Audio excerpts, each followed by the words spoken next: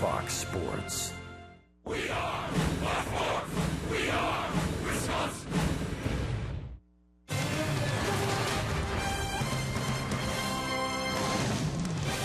And we welcome you from Pittsburgh, Pennsylvania. All of you coming over from the Central Michigan-Kansas game. It's time for Brewers baseball tonight. Game 2 of this 3-game series, the Brewers and the Pirates. Brewers lost in a heartbreaker last night. Matter of fact, the last 2 games, the Brewers have given up late leads, finishing that series in St. Louis, and then the opener of the series last night. He played today 4.5 back in the second wild card spot. The Pirates occupy that spot.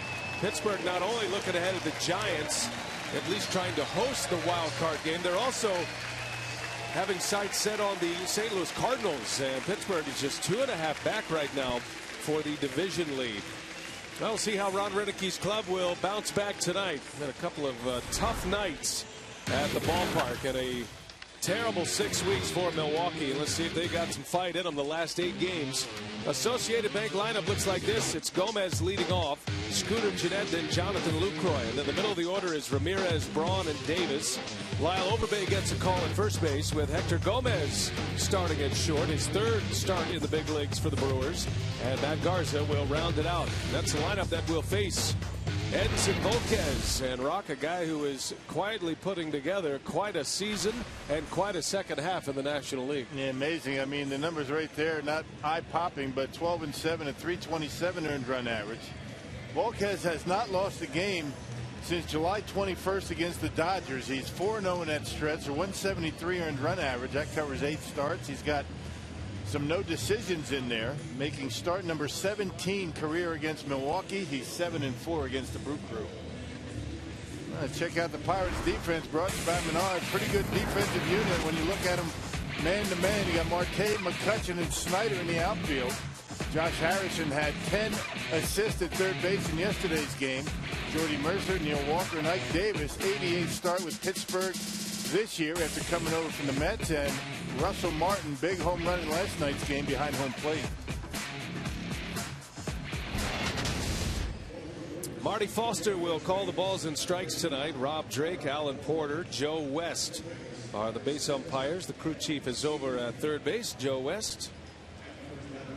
And all the pieces in place on a picture-perfect Saturday night. They've got a sellout crowd filing in here at PNC Park. They have fireworks after the game and just a beautiful setting in downtown Pittsburgh, and they are hopeful and expectant of another postseason berth. They made it last year, erasing 20 years of losing baseball, and they have the kind of ball club that could be a force in the postseason if they get there. Volquez against Gomez, and the game's first pitch is on the way. And Gomez swings out of his helmet as he does so often, and it's strike one, and away we go. 77 degrees here in Pittsburgh tonight. Expecting a little rain tomorrow. A little bit of concern about the weather tomorrow, but these first 2 games, you couldn't ask for better weather here in September. Man, a little breeze blowing from right to left, so you figure something into left field might get a little bit of a push. Brewers need to get going offensively. It's been a rough stretch for these guys. Not been able to score many runs. Well, last night the Brewers had a 2-0 lead going into the 8th inning. Pirates had an infield hit, and then there was a big 3-run home run by Russell Martin. That was off Jonathan Broxton. And while the Brewers gave up the late lead for the 2nd consecutive game, you got to pin a lot of that on the offense recently. Milwaukee just not scoring many runs lately, and it has kept these games close and has given the opposition a chance to come back, and the Cardinals and the Pirates have done just that the last 2 nights. Yeah, get on the board early and then really not able to tack on. And the opposition able to catch up and win a couple of very tough games back-to-back nights. Gomez on the ground. Jordy Mercer will make the play, and that's how the night begins for Volquez.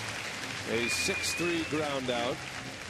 And one away in the first. Yeah, a lot of ground outs in last night's ball game. Jeff Locke with that fastball in and a change up. We mentioned that Josh Harrison fielded 10 ground balls at third base in yesterday's ball game. And Volquez is a ground ball pitcher as well.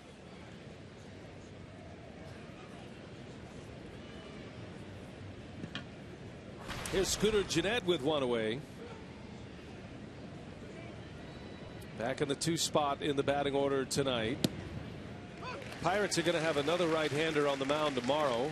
Vance Worley. Charlie Morton is not going to make that start tomorrow, which was the original starter for the Pirates. Pirates have some concerns about Morton. That could be a big loss for them. He's still dealing with an injury, and so they're going to use Vance Worley tomorrow. The Brewers, even though they're a long shot right now, down 4.5 games and 5 games in the loss column with 8 to play, they win the next 2 games, they'll put a little pressure on the Pirates. Pittsburgh has to go on the road to finish their season. 4 in Atlanta, 4 in Cincinnati. So you never know what can happen. I think the Brewers, if you're looking at an example, you just go back to last year when the Cleveland Indians won the last 10 games of the regular season to earn the wild card spot. Yeah, they're going to have to probably win out at this point. There's no doubt about that. And the Pirates, even if they do win out, are going to have to lose some games. They've been the hottest team in the National League as of late. Pirates have their season high 5 consecutive wins going right now as Volquez misses down and into Gennett. Scooter coming in at .294, has 9 homers, 54 driven in. Been in a platoon this season with Ricky Weeks. See what he's done against the Pirates this year. Been a great hitter against him, a .357 average.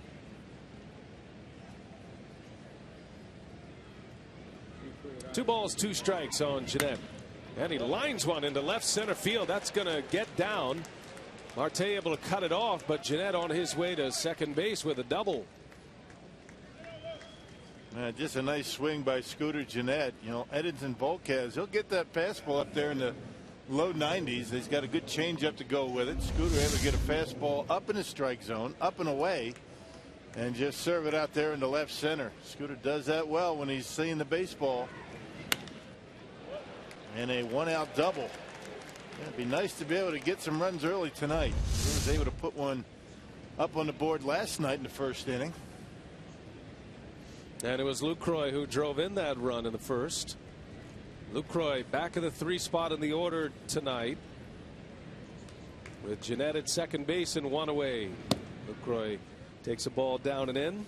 Nice honor before the game. Jonathan Lucroy was recognized as one of the finalists for the Bob Feller Act of Valor Award, courtesy of Major League Baseball. Lucroy supporting veterans treated at the Milwaukee VA hospital. He hosts wounded heroes at monthly games and provides scholarships to military families. Rock, you've been a part of a lot of Lucroy's charitable ventures concerning the military, and he's about as good as it gets, and a nice honor before the game for him. Yeah, when you ask him to do something like that, you only have to ask him once. He is very anxious to help out and get out into the community. He's been out to the VA and the Walter Reed Hospital in D.C. So, yeah, nice honor for Lucroy based on baseball accomplishments, integrity, and character. And I think Jonathan Lucroy is a poster child for all those 3.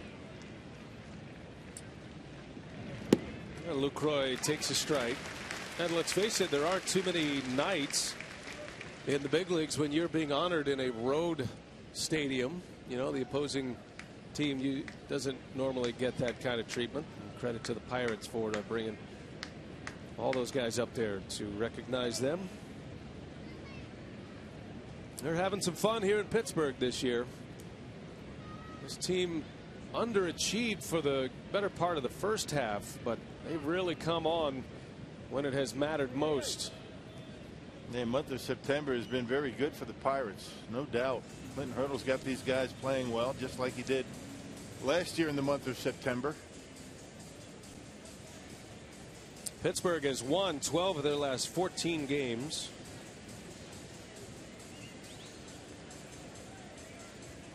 Their longest winning streak of the season right now at 5 in a row. They wrap up their home schedule of the regular season tomorrow against Milwaukee. And they've only lost once on this final homestand of the year. Clint Hurdle calling on his players and his team to finish strong and have the kind of finish that will send them to the postseason. Hurdle very calmly predicted that the Pirates would get it together after they took 2 out of 3 in Milwaukee last month. Well, everything's going well for the Pirates right now. Starting pitching, bullpen's been good. And you can see what they have done in the month of September. Kind of average throughout the entire season. But then putting the pedal to the metal in September at 12-5 record. Offense has been good, pitching's been good, and their defense has been very good. All three. 3 balls and a strike on Lucroy. Jeanette with a modest lead out at second base, and Lucroy pulls one to third. Josh Harrison, who was very busy last night, makes his first play of the night, and 2 men are out. Volquez gets the ground ball he was looking for. Yep, and he's going to get some ground balls tonight to the right side with these right-handed batters for the Brewers. He's got a good changeup. He's going to throw a lot of them. That's the pitch that Jeff Locke was using against that right-handed lineup of the Brewers. The changeup, they were pulling it, and Harrison had a lot of assists. Yeah, Josh Harrison last night was 1 assist away from a major league record. Had 10 assists last night.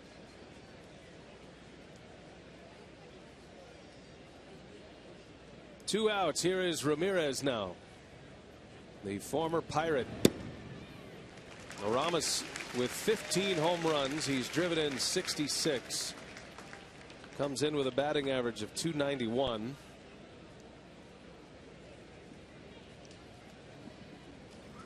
Yeah, Aramis hit 4 ground balls to Josh Harrison last night. So 4 of the 10 off the bat of Rami. Got a chance to drive in a first inning run here with Jeanette at second.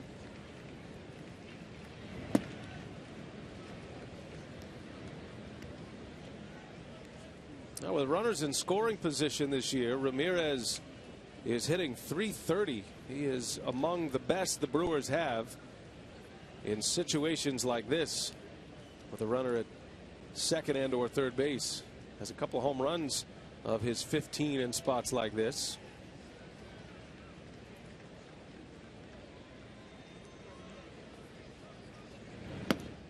A swing and a miss.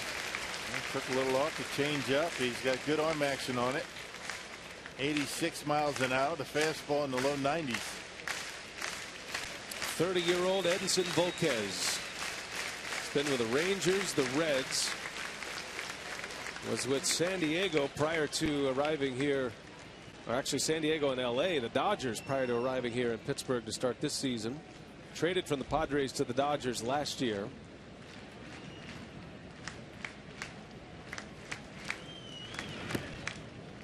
Snap throw to second. Jeanette is just back. Martin has a very good arm. He's a former Gold Glove catcher. And keeping Jeanette honest at second base. Yeah, threw out Carlos Gomez last night. You don't run on this guy. He's got a very quick release and an accurate arm. And something on it. That was close.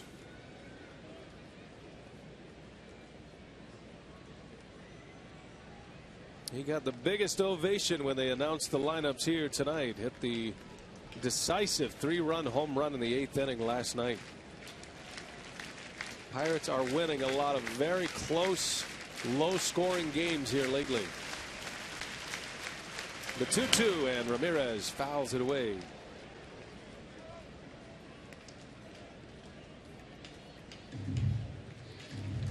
Hurdle has seen his ball club in this stretch of 14 games where they've won 12 of them. On 10 occasions, the game has been decided within 2 runs or fewer.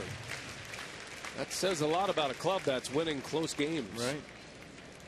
Coming up, those clutch hits, good bullpen work.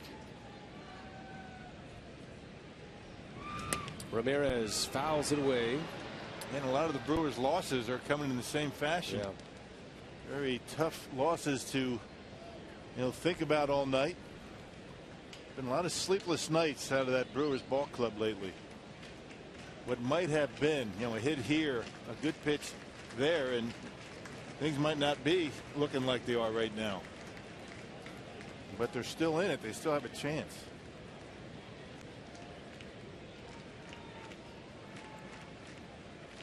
Another 2-2 from Volquez. Ramirez hanging tough in this first inning. And fights another one off foul. Now Volquez has given the Pirates something that I'm not sure they knew they had. Volquez has been a so-so pitcher the last few years. He had Tommy John surgery in 2009, and it took him a little while to come back. The Reds ended up trading him to San Diego as part of the Matt Latos deal. And he's been a pitcher with an ERA 4 or 5. He's just been a 500 pitcher with the wins and the losses. Ramirez into left center field. Long run, Marte, and he will run it down. And that will end the inning. Brewers get a double, but strand a runner at second. Matt Garza's turn on the mound.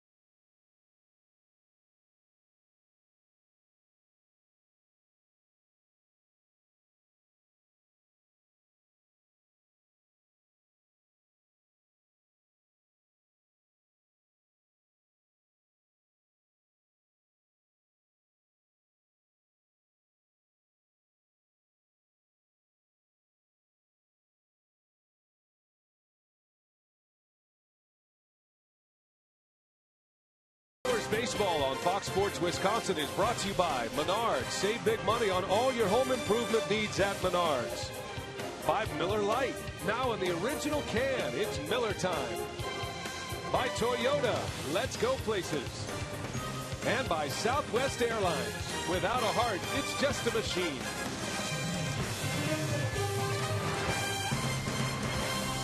It's like Legoland here in downtown Pittsburgh. Rains a lot in this city, but boy, not the last couple of days been beautiful. By the way, those of you who were tracking that Kansas Central Michigan game, that has gone final now, and the Jayhawks with a 24-10 win in Lawrence. There's Clint Hurdle, skipper of the Pittsburgh Pirates. Got some Kansas ties. He was with the Kansas City Royals. As a matter of fact, he was on the cover of Sports Illustrated as a member of the Royals in his playing days. He's been to the World Series as a manager. That was with the Rockies. And hopes he has a chance to do it with the Pirates. His lineup is Harrison, Snyder, and McCutchen, Walker, Martin, and Marte, with Davis, Mercer, and Volquez. Davis the only change among the position players in the starting lineup tonight. It's brought to you by Associated Bank. That's the batting order. Rock that will face Matt Garza. And the starting rotation has been terrific over the last 9 games, a 153 earned run average. And Matt Garza, part of that, his last time out against Cincinnati. 1 run, 6 innings, 85 pitches. This is his 4th start since coming off the disabled list. And according to Ron Renicky, no restrictions. He's going to be able to throw as long as he can. And hopefully that's a good stretch tonight. Get 8 innings out of him. That was an ill-timed injury for the Brewers. One of your top starters, the guy that you're paying a big contract. Matter of fact, Garza signed the largest contract by a pitcher in franchise history. And down the stretch in a pennant race, he had to sit for a month. Brewers did discover Mike Fiers while he was down, so there is a little bit of a silver lining to that. But Garza has had to be protected coming back from the injury. Just put a little bit extra on the bullpen and a couple of short starts, but as Rock mentioned, he is full throttle here tonight. He'll have 2 more starts. in the regular season. Josh Harrison, the leadoff hitter and the league's leading hitter coming in. He's batting .318, setting the pace in the National League. Been a nice spark plug at the top of this batting order for Pittsburgh, to say nothing about his good defense at third base. Well, in this game tonight, we have 3 of the top 6 batting average leaders in the National League. Harrison is 1, Andrew McCutchen is 3rd, and Lucroy is 6th. Ground ball to third, right at Ramirez, and it's fitting that Harrison has a ground out to third base in his first at bat. Hey, let's check out the Menards Brewers defense for tonight. You got Chris Davis, Carlos Gomez, and Ryan Braun in the outfield. Davis with back-to-back starts. Ramirez, Gomez, Hector Gomez at shortstop. Jeanette at second. Lyle Overbay gets a start at first base. He started last game in Cincinnati. And Jonathan Lucroy back behind home plate, hanging the signs for Garza. Third start for Hector Gomez this year at shortstop. And Ron Renicky citing some matchup difficulties with Gerardo Parra, who's been a hot hitter for the Brewers, and Gene Segura concerning Volquez tonight. Yeah, Segura 0 for 15 against Volquez, and Gerardo Parra only 3 for 18. So going with the matchups, trying to get as much offense as he can tonight.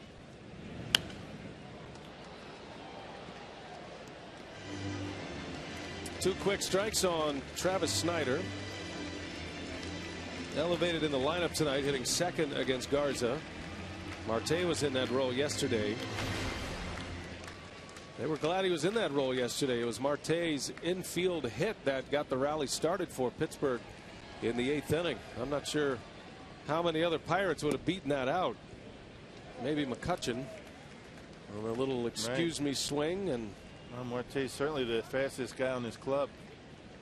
Able to beat it, and the floodgates open in the 8th against Jonathan Broxton.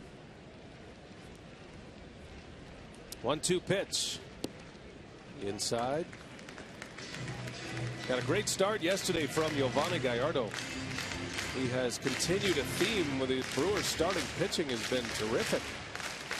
Has not translated into many wins though. Garza trying to build on that, keep it going here. Last 10 games the Brewers have an ERA under 10 from their starters as Snider goes down the line, takes a big bounce off the Clemente wall, and Snider's in with a double.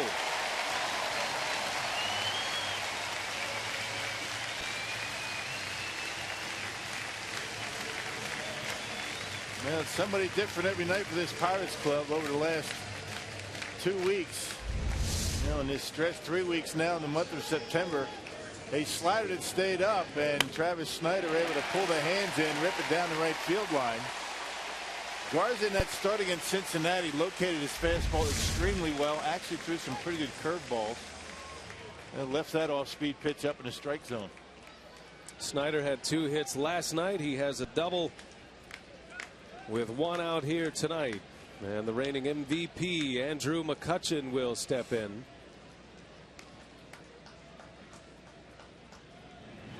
This has been a high octane offense for the Pirates in this stretch of winning they're on. They're averaging over 5 runs a game in the last 14. They've won 12 of those 14. And McCutchen's not even 100% at this point. Probably not going to be the rest of the year. Remember, he had a fractured rib. He was hit by a pitch in August in Arizona. In the dirt, on his way to third goes Snider. That'll be a wild pitch and a runner at third base with 1 out. Man, Luke just not able to keep that curveball in the dirt close enough. Usually very good at keeping it close and making those base runners stay put. Not this time. Snider able to get to third base. Now a fly ball will score the run. Brewers are going to bring their infield in. Knowing runs may be at a premium. It's a statement on the offense for Ron Renicky. McCutchen takes one inside. Bringing the infield in with the 3-4 hitters coming up, something you don't do all that often. Maybe at the bottom of the order up, but you can see where McCutchen ranks in the National League. Still very good, although he's not 100%. Still plays with a brace around the ribs under the jersey to keep everything tight and in place. McCutchen draws the walk. And now first and third with one away for Neil Walker.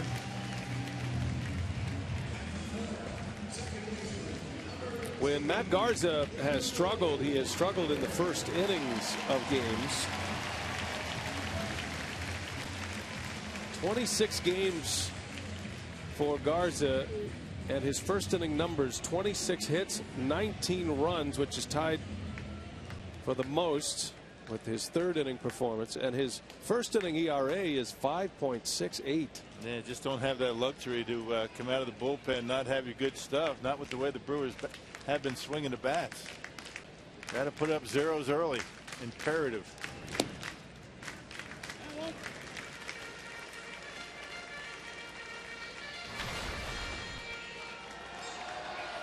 Not many second basemen around the league are cleanup hitters these days. Walker is one of them. Very productive hitter, has a lot of power. 21 home runs this season. And most of them coming as a left-handed hitter. He's a switch hitter.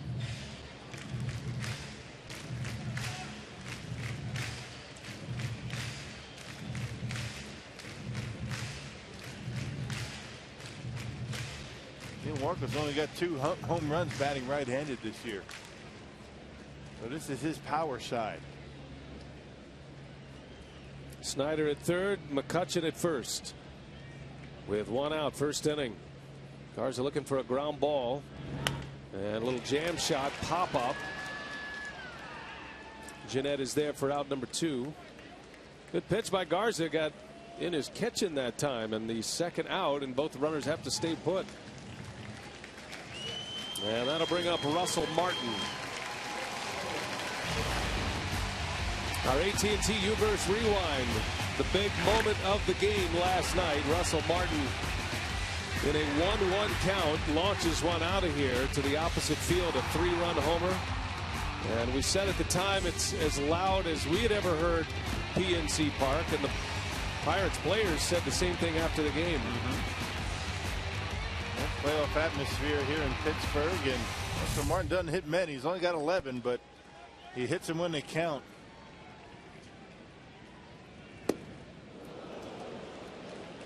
On that at bat against Jonathan Broxton. Martin and Broxton were teammates coming up through the Dodgers system. Martin caught Broxton when they ultimately made it to the big leagues, while Broxton was an all-star closer in Los Angeles. Those two know each other very well.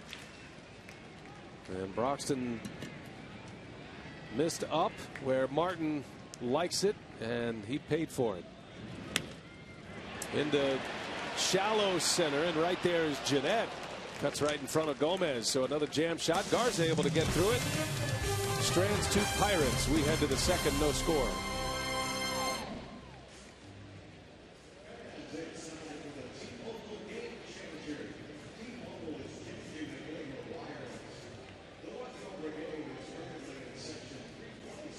To change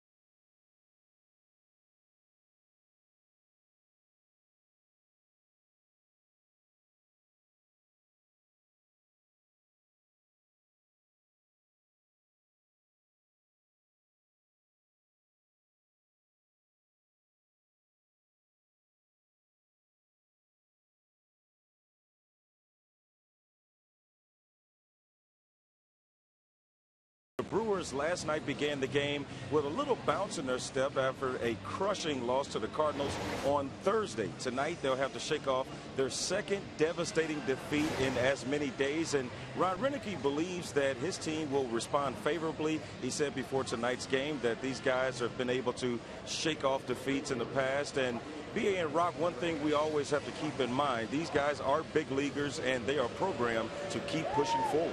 And again, that's their job. I mean, you can wake up, you come to the ballpark, and your job is to, get the job done. You have to get hits. You have to make pitches when you need to, whether you're in a pennant race or not. And whether you have tough losses really doesn't matter the next day. There's no momentum day to day. The guy on the mound establishes your momentum early in the ball game. So, Matt Garza able to get himself out of a jam. And the Brewers still, here with no score. It's in stark contrast to the broadcasters, however. We were ready to jump in the Allegheny last night. Upset. Yeah, I know. With all those Pirate fans across the Clemente Bridge. And how did they know we were, with the Brewers? I mean, I'm not sure. I wasn't wearing any Brewers stuff. Well, we're the only ones wearing ties. Oh, that was it. Yeah. Coat and tie, and carrying briefcases. We were getting heckled. We did. We took a fair share of abuse last night. It's all in good fun. And I felt threatened. We've made that walk many times without anybody there. As Ryan Braun leads off, grounds out to start the second inning. Just kidding. Now, that place was hopping last night on the it was a 6th Street. As nice a walk as it could have been after that loss. And good for Pittsburgh. They're a franchise that has a beautiful ballpark. They hardly supported this team during the lean years, but once they started to play well a couple of years ago and then got themselves into the postseason last year, this ballpark stands up beautifully, especially when it's a packed house, and they've had a lot of great crowds. They've had 21 sellouts this year here in Pittsburgh. They'll have another one tonight, and they'll have another one tomorrow, they're expecting. So they'll finish the regular season with 23 shutouts.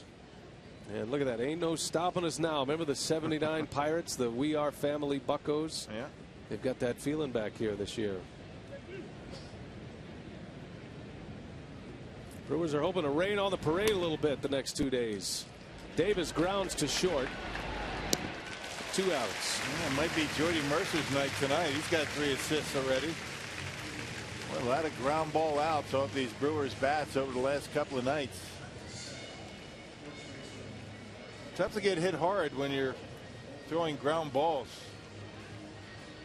And that's what this Pirate pitching staff has done over the last 2 nights. Lyle Overbay getting a start tonight, playing first base. Brewers had Mark Reynolds at first last night. Overbay got a pinch hit appearance last night in the 9th inning. It's that one high and deep to right field. Snyder looking up, and this one is off the top of the wall.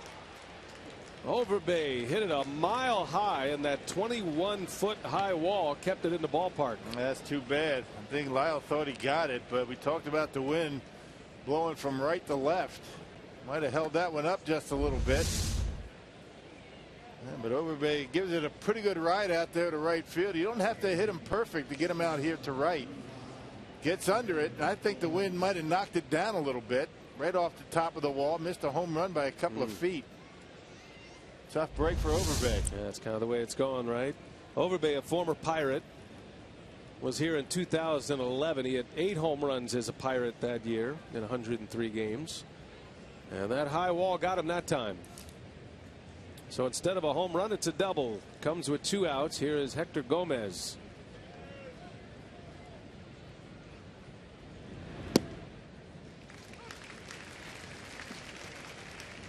Gomez is coming off a big year in AAA this season. Hit 15 home runs at the AAA level. Hit for a high average. He drove in some runs. He was an offensive force. More than what the Brewers thought he could be offensively. Very good defender. But he gave him some pop and some offense this year. And I think Renicky's trying to catch a little lightning in a bottle here with Gomez. Yeah, he's in the lineup as we talked about. Gene Segura's had a rough time against Volquez. We're playing the matchups and hope that he gets something out of Hector tonight. So hard to be searching like Renicky and the coaches are right now this time of year. I mean, that's usually a recipe for disaster. It has been down the stretch for the Brewers, but you still have to keep trying to find the right combinations. Gomez did have a game winner. He was responsible for the lone win on this road trip thus far. Had a walk-off single in St. Louis on Tuesday. That was in the 12th inning. A bullet into right field. That's how I remember it as well. Just is that what we're saying? Shot. Missile.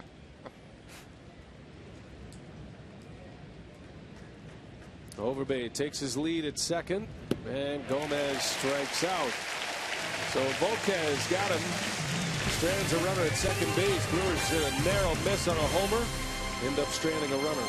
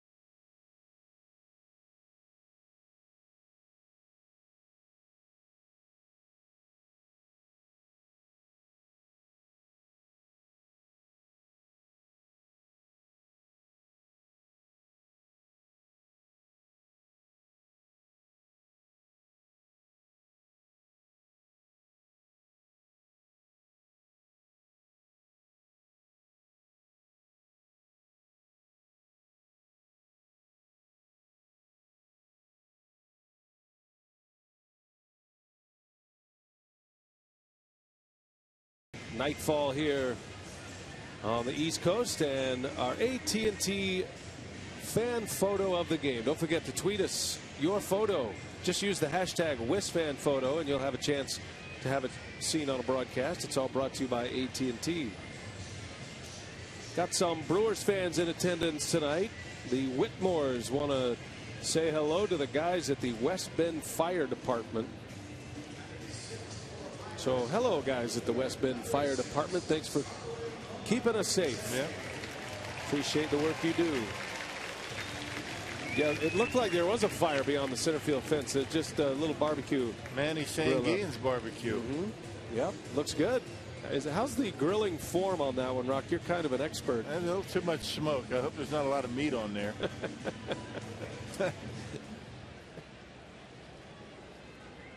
I think we got to bring back Bill's Grill at some point. The public demands it. It's been a very rough year with the grill this year. A lot of rain. A lot of the Brewers off days have been on the road this year. There's a bunt by Marte. Garza fires, and it's late. So Marte with an infield hit. This guy is the real deal. He's got all the tools. Speed, power, throwing arm. Kind of the way he was all last year. Got off to a miserable start this year, but starting to put it together. Well, the National League Central Division likes to try and get Garza to field his position and make throws. You could see that one off the mark. I don't think it would have mattered anyway. We talk about Starling Marte when he first came up to the big leagues. The Pirates coaches were saying how fast he gets to full speed. He has great explosiveness, and he showed it right there. This guy, he's like an NFL running back. Finds a hole and he busts right through it. Got that 8th inning off on a good note for the Pirates last night. That little excuse me check swing to first base that he was able to beat out. Mike Davis had a role in that 8th inning as well. After the Russell Martin 3-run homer, Davis was able to drive in an insurance run. Something the Brewers have not been able to do during this stretch. Those are important. Instead of a 1-run deficit going to the 9th last night, Davis made it a 2-run Pirate lead.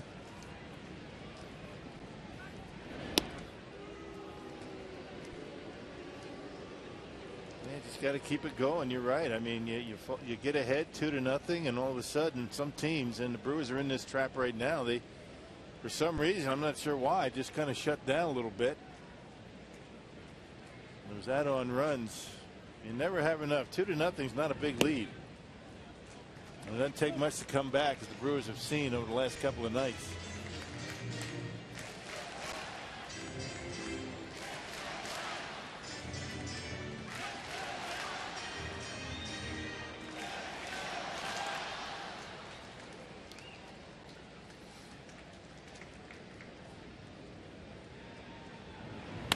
Davis hits it sharply. Jeanette throw to first in time for the out. Marte saying he was back. Jeanette with a quick catch and release. Overbay was right there for him. And I'm not sure what Marte is arguing about. Here comes Clint Hurdle. Well, he's trying to get his manager to come out and wait to see if there's going to be a review. Hurdle's got a bad hip, as you see, so he's not moving anywhere very quickly. There's good instincts by Overbay to be able to get back, and maybe Overbay not on the bag. Maybe that's what Marte's saying. Check out the foot of Overbay. Has it got the bag? No, it doesn't. He's safe, unless his right foot's on it. Don't think so. All right, so they will go to replay. A challenge by Clint Hurdle. Crew chief is Joe West. He'll man the headsets. Calling umpires Rob Drake. He'll join him. He's wearing number 30 on his sleeve.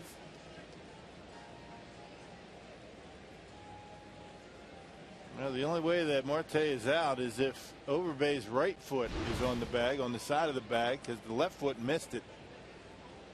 Or at least that's what it looked like. Is the heel on it? I don't think so.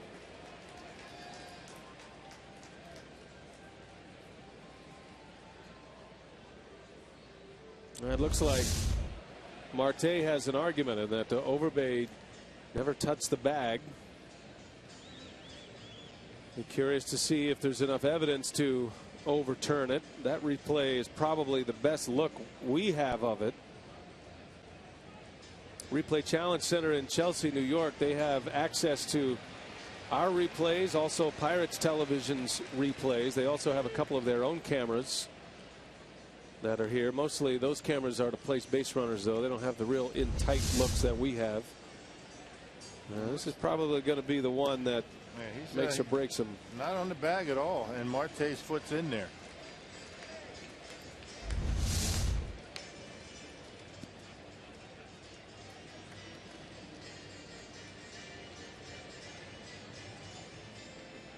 And here he goes to the headset. So a ruling is coming, and the call is safe. So again, the Brewers come up on the wrong side of a challenge. That has been a common occurrence here. Hurdle uses his challenge and will get one back because it was a correct challenge. So the call is overturned. Marte remains. One out in the inning. And here is Jordy Mercer now with Marte at first.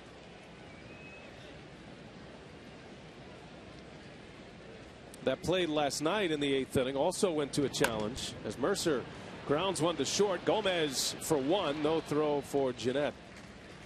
And the second out at second base.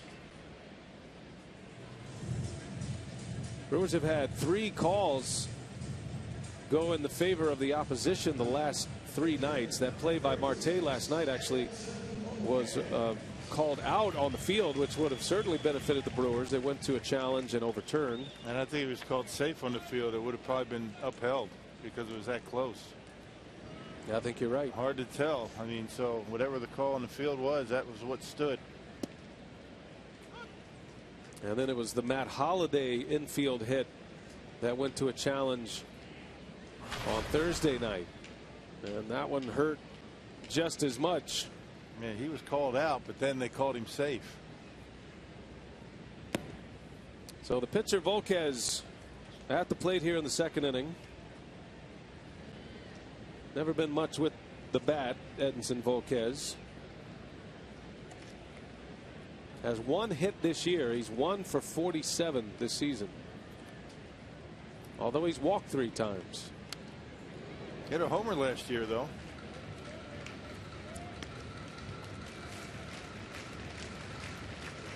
I don't remember that home run. Well, it's in the notes here for the Pirates. Homered off Toronto's Ramon Ortiz. That was at San Diego. Yeah, that was when he was a member of the Padres, huh? Right. So he went deep at Petco Park. That's saying something. Yeah.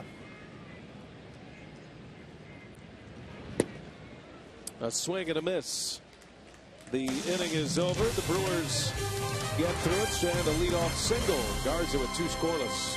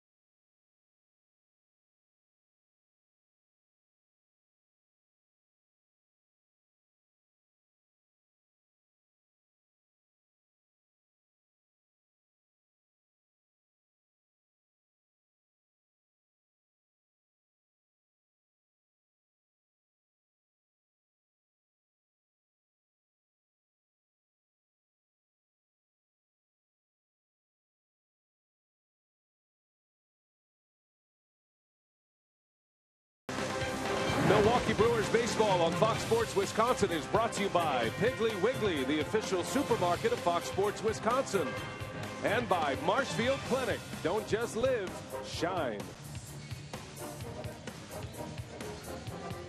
Lying in the weeds, Roberto Clemente Bridge brings you across from downtown to PNC Park. You know what lies in the weeds, Rock? Bass? Snakes. Bass. Not bass. Not there. Okay. But in the weeds, in the water, maybe. I was thinking of the bridge in the water. I mean, you know, I'm thinking. I'm just thinking that's a scary place for a cameraman to be right now. How is the fishing in the old Allegheny? You've been out there a little bit. The Bassmasters have had tournaments out here. Probably not that easy to fish here. You got to know a little bit. It's good fishing this time of year. Matt Garza leads off, scoreless here in Pittsburgh as we play in the 3rd.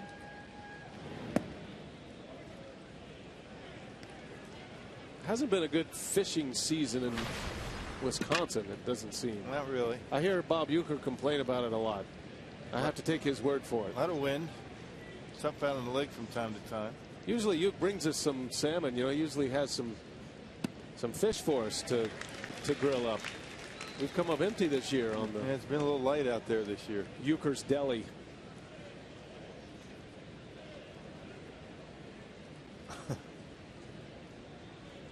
2-1 to Garza. That one is low and away. 3-1 now. There's Mr. Baseball. He's got his Wounded Warriors cap on. He did a nice piece with the Wounded Warriors in St. Louis. Yep, this is a Joe Block inning, the third and fourth. Hey, Garza draws the walk. He doesn't do that often. Light hitting pitcher and a leadoff walk here in the third inning. Quick reminder here to log on to the web at foxsportssupports.com. Fox Sports Supports is proud to collaborate with Stand Up to Cancer, which is a groundbreaking initiative created to accelerate innovative cancer research that gets new therapies to patients quickly in order to save lives now. foxsportssupports.com for more information. Top of the order with a man on. Here is Gomez.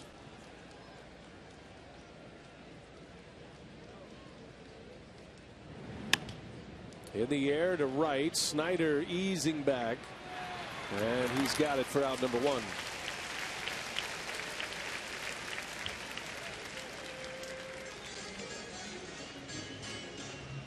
And Gogo's still having a rough time up there at the plate. You got to wonder how that wrist is feeling right now. He's just not the same hitter since he got hurt. Since he hurt that wrist, just hasn't been able to make as solid of contact that we have come to get accustomed to with Gomez. Seems as though he's using more of his body right now than he was early in the season. Scooter Gennett with Garza at first base. Yeah, you can imagine Gomez, he knows he's one of the leaders of this club offensively, and as he goes, the team goes at times, and Brewers aren't scoring runs. He's injured. He's trying to do what he can to contribute, and probably trying to do too much at this point, which happens. I think that's what's happened with the offense in general. Everybody's trying to do more than they're capable, trying to hit those 5-run home runs all the time. It's not possible. Well, you got to rely on the guy in front of you, the guy behind you in a batting order. Be patient at the plate. Volquez is a guy that will walk you. He's got 67 walks this year coming in.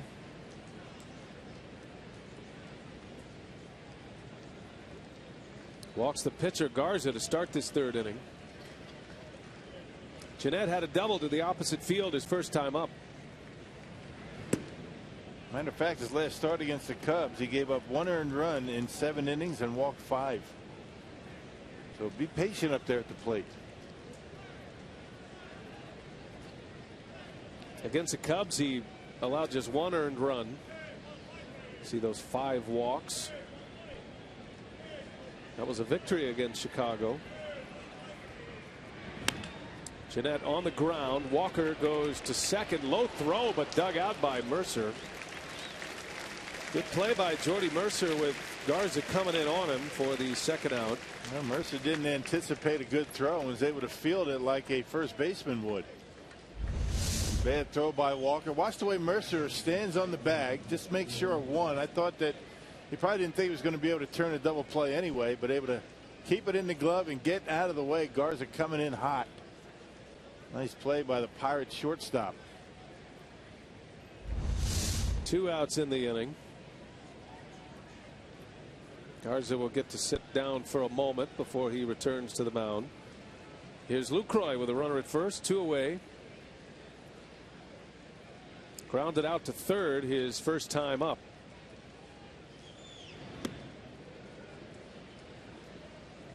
Lucroy's next double, if he's in the game as a catcher, will set a major league record. He is tied with Pudge Rodriguez for the major league record right now. So he owns a share of it. Rodriguez did it with the Rangers in '96, had 45 doubles from the catching position.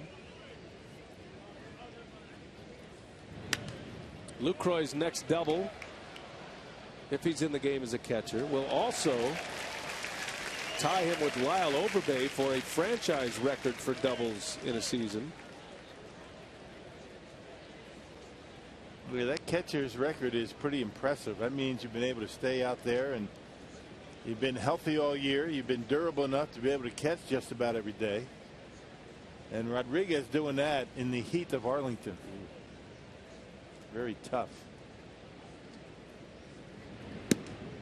Yadier Molina set the National League record for doubles by a catcher last year with 44. Lucroy matched that and passed that in St. Louis in that last series. He's trying to become the first catcher in the history of the game in the modern era since 1900 to lead his league in doubles, and it looks like that's going to be, as a matter of fact, for Jonathan Lucroy. Freddie Freeman is his nearest challenger. He's 11 doubles behind him. Lucroy has 52. Freeman has 41. Paul Goldschmidt led the early part of the schedule with 39, and he's been out for most of the second half. A broken hand. And you talk to him about it and he doesn't really care. It's true. Big boat sounding off on the Allegheny. The rally horn for the Brewers.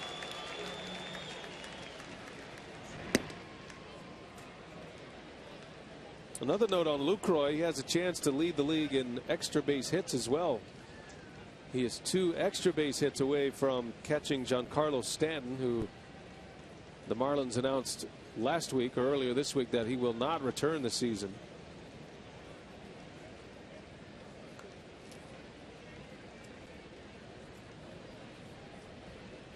Hitters count 3-1. And Lucroy takes a strike. Well placed fastball by Volquez. Yeah, good take. You're not going to do much with that pitch. Well, Jeanette going to get a head start.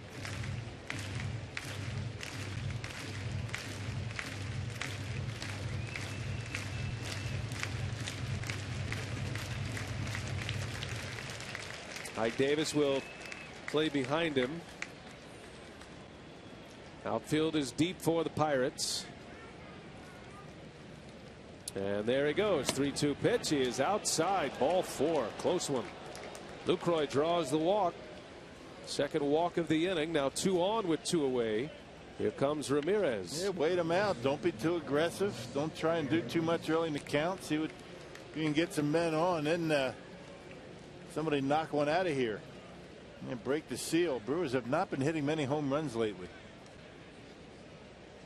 Currently now 5th in the National League. They were 2nd most of the season.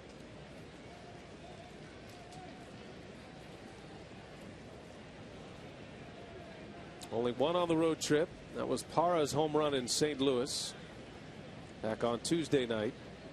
Beg your pardon. Ricky Weeks hit one last night. So 2 on the road trip. Yeah, that one Ricky hit last night was a blast into center field. Made it 2-0, and that was it for the Brew Crew. Orama's sitting on 15 home runs.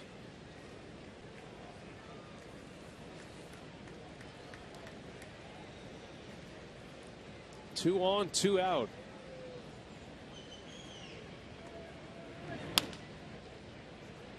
Foul ball.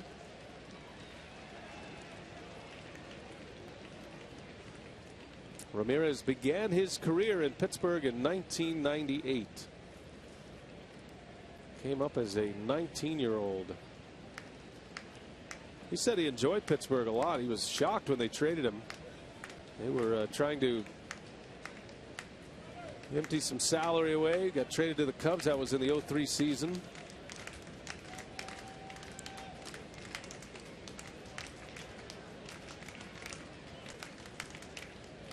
One ball, 1 strike.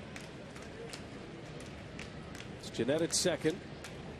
Lucroy at first, and Ramirez takes a ball. 2-1 now.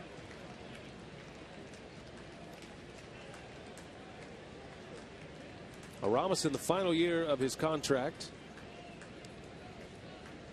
Ramirez and the Brewers have a mutual option for next year, or he could go into free agency. That'll be news this offseason to see which direction the Brewers and Ramirez want to go. And then you figure Ramirez wants to stay. He likes it in Milwaukee. Enjoys playing in Milwaukee. Miller Park, likes the fans.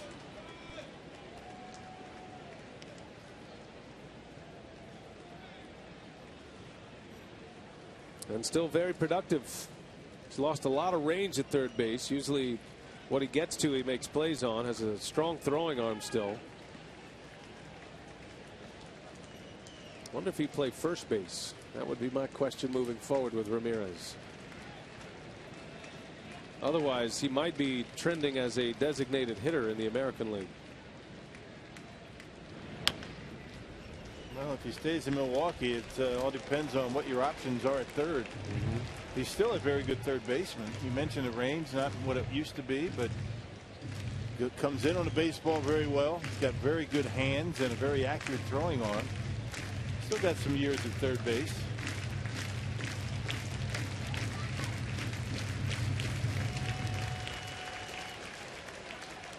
Well, he has been one of the better hitting third basemen.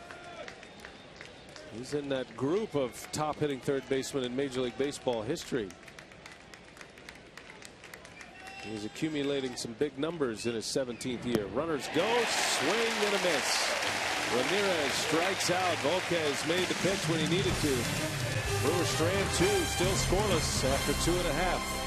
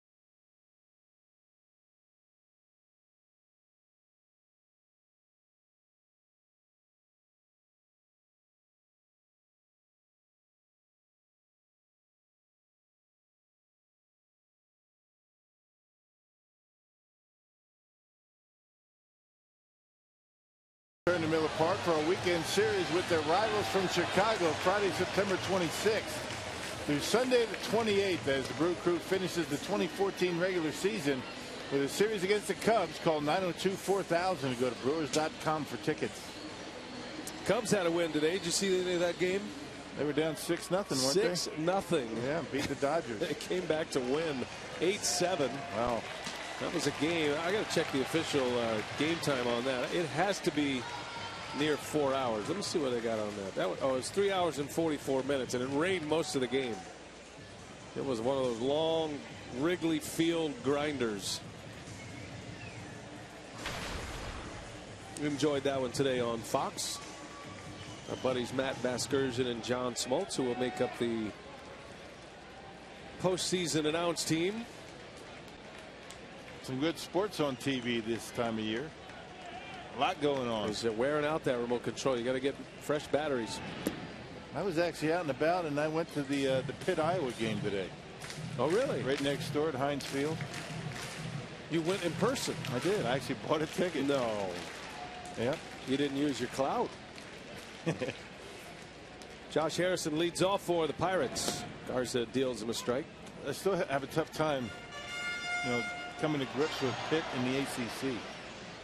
Yeah.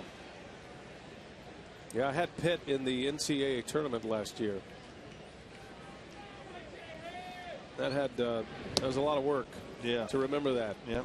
Iowa beat them they're today. just such a Big East school. Right, right. And to see them and reference them as an ACC school. Right. Hard, believe me. A lot of stress. Right. Got to make notes. Good game, 24-20. So what happened? You were just walking around. You saw that there were people assembling at the football stadium? No, actually, I grabbed the paper today, and I was just leafing through the sports section. I saw that Pitt was at home against Iowa, and I said, what else am I going to do today? I mean, how many times can you walk around the city of Pittsburgh and see a major college football game? Yep. Harrison over to third base. Ramirez makes the play. That's twice. Harrison has grounded to third. And one away in the third for Garza. And walking through downtown over the bridge, and I can't tell you how many people wanted to sell me a ticket on the street. I kind of get a little nervous doing that, buying one of those. So I went to the ticket window and I said, that's the best thing to do. I want the cheapest seat you have here. There's a lot of frauds out there, Rock. Because I was going to just stand in the end zone anyway. Good time. Rock and all his friends hanging out at Heinz Field today. The way the luck's been going, I'd end up in jail. Buying a scalp ticket. With no ticket. Right. Just a piece of paper that looked like one. They've got a pretty good tailgating scene, don't they, around the Pitt games? Not bad. Under the bridges here. I mean, we've been here for a Steelers game before, and it's not like Wisconsin. No. But it's pretty good. I was impressed. Did you partake in any of that? Or I did not. Too bad you didn't video it all and put it up on your Twitter account. Should I have tweeted? That would have been nice. You could have tweeted a picture. You're due a tweet this month. Got to hit your quota. Yeah. Cincinnati. All right. We'll look forward to that. 1-2 the count. Travis Snyder at the plate. Who won that game, by the way? I forgot. Iowa. Did you say? Yeah, I did. So that was a nice win for the Big Ten. 24-20. I was down 17-7 at halftime. The Badgers had a big day against Bowling Green today. And I saw where Indiana beat Missouri tonight. Yeah. That's a big win. Big Ten needed some success this weekend, right? Badgers rolling over Bowling Green. Well, the running back had what, 300 and some yards today?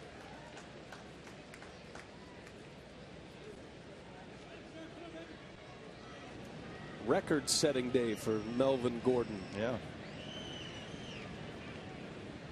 At Camp Randall today. 1 ball, 2 strikes. Garza trying to shake Snyder. He misses up and away.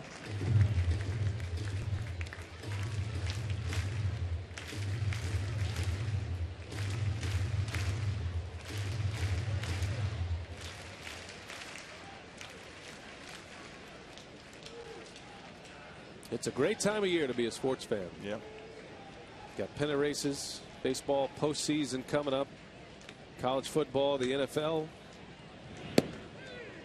There's a called strike 3. Snyder is rung up.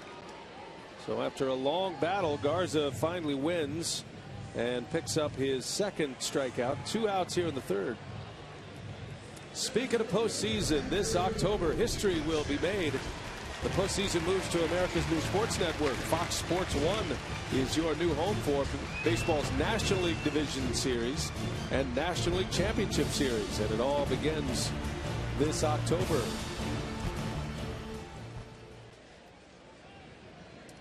Andrew McCutchen.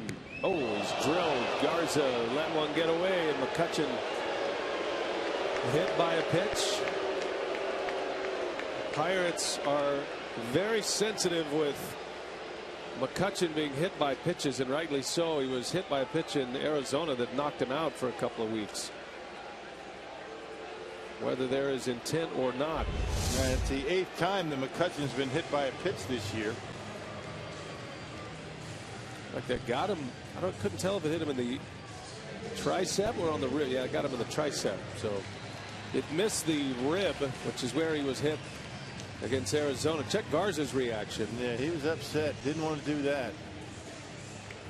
Very animated, the fact that he wanted to let everybody know he didn't hit him on purpose. Why would you, right? Well, the Pirates not afraid to hit batters. I mean, their pitching staff leads the National League in hit batters this year.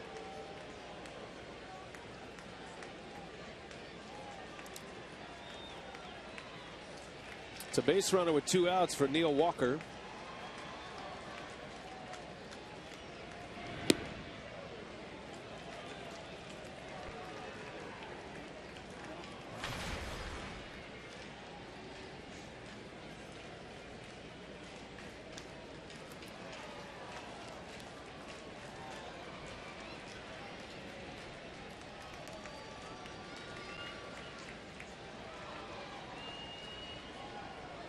Walker, another one of the Pirates who stands on top of the plate. Likes to get those arms extended. He has great pull power as a left-handed hitter. Yeah, Starling Marte's been hit by the most pitches as a Pirate, 17 of them this year. Russell Martin was 15.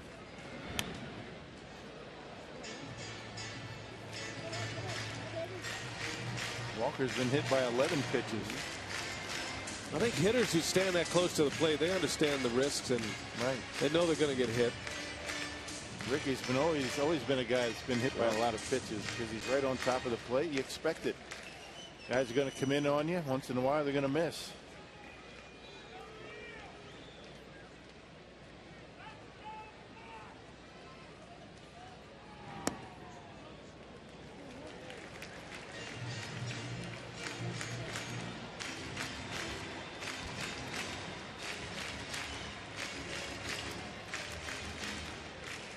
Walker's been a much better hitter with men on base this season.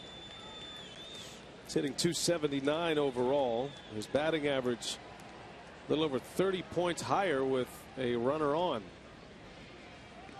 Elevates his game. Also puts a lot more pressure on the pitcher.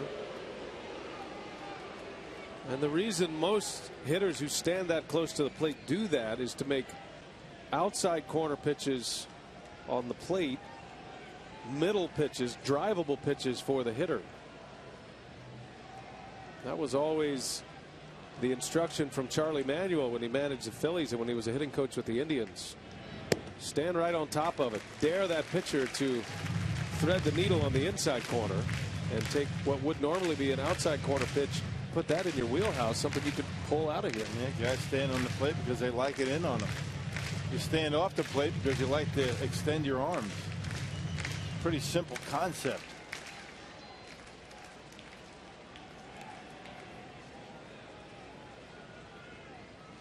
Think about Jimmy Rollins and Chase Utley, Ryan Howard, all those great Philly hitters stand right there. There's a little tapper. Lucroy will take it. And Garza gets through the third. So Walker is the final out. Pirates strand a runner, and Matt Garza has 3 scoreless on the board.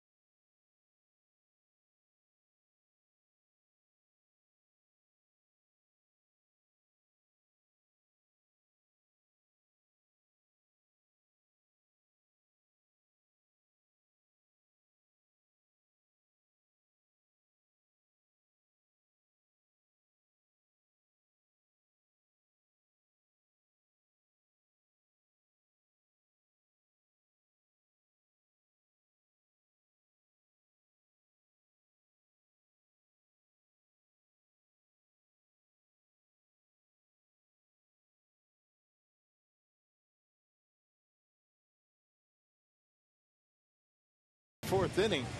And to thank their fans for their tremendous support this season, the Brewers are giving away scratch-off cards to all fans at Miller Park on Sunday, September 28th, for their regular season finale with the Cubs. Every fan is guaranteed a prize ranging from 2015 tickets to a game to game-used memorabilia and more. Visit Brewers.com for details.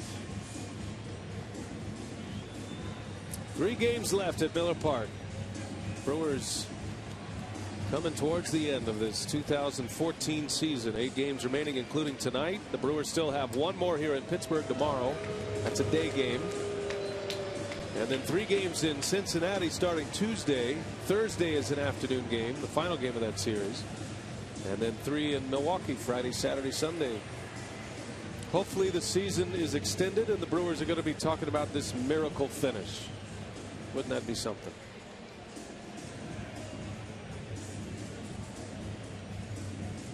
Unlikely, but possible. You never know. That's why you play it out. 8 games to go, including tonight. Never know what can happen. Here's Ryan Braun to lead it off. Volquez missing inside. Volquez has had some traffic behind him tonight. Stranded 2 in the 3rd. Left runners in scoring position in the 1st and the 2nd.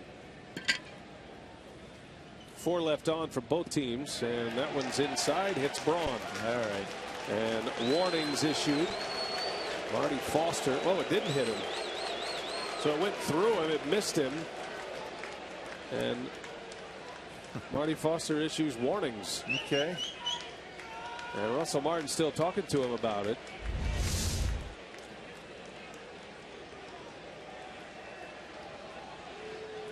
I hope he's not trying to convince Marty Foster that wasn't intentional, because it was. I mean, back-to-back pitches, he hasn't come anywhere close. First 3 innings.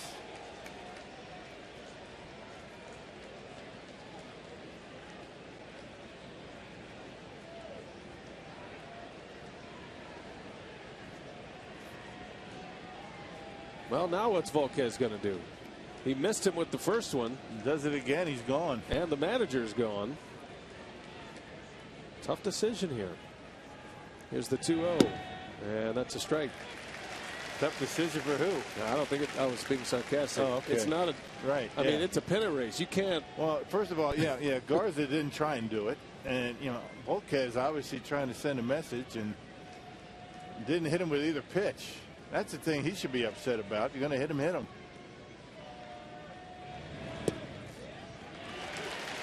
Comes back with 2 strikes. 2-2 the count.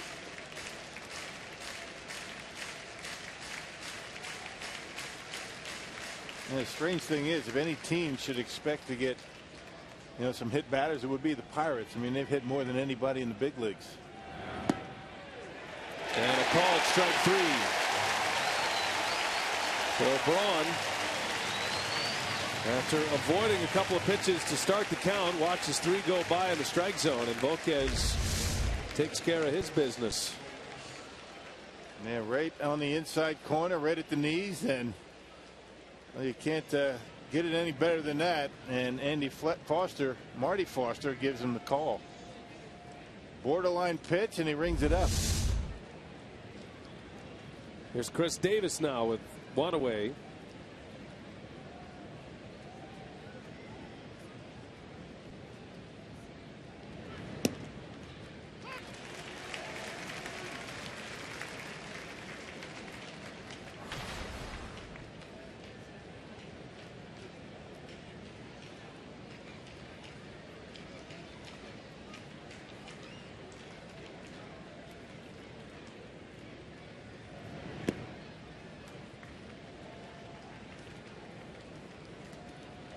Davis finally getting a start against a right-handed pitcher. Gerardo Parra has been swinging the bat so well that Davis has been the odd man out in the lineup. Man, Ron Randy just didn't like the matchup with Parra and Volquez tonight. Parra has just 3 career hits against Volquez. He's 3 for 18, a 167 average. Davis into right field, pretty well hit. Back is Snyder on the track. He's got it for the out. 2 gone. feel like there's a little bit of wind blowing in from right. Yeah. I mean, the flags show that. You never know with a big stadium how the winds whip through. But I thought Overbay's ball that he hit looked like it was going out, and it got beat up in the wind, ended up as a double. It's open out there. It's going from the right field foul pole over toward the left field foul pole right now. It's been pretty consistent in that direction tonight. Not much of a wind, but maybe just enough to knock it down a bit. It always feels like this park plays bigger than even the dimensions.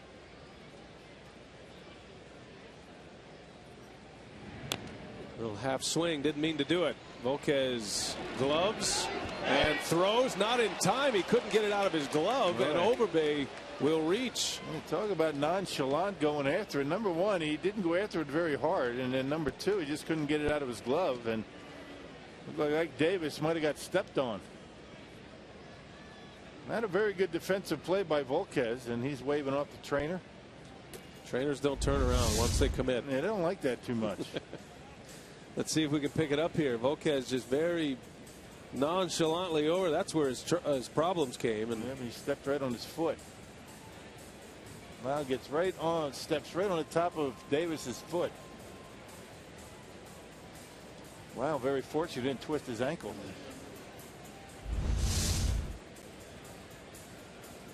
That'll go as an error on Volquez. And it opens the inning a little bit for the Brewers with 2 outs. Hurdle was ordering Volquez not to engage the rubber while his replay crew took a look at it. So he's seen what he needs to see. Back to work. Here's Gomez now. Hector Gomez.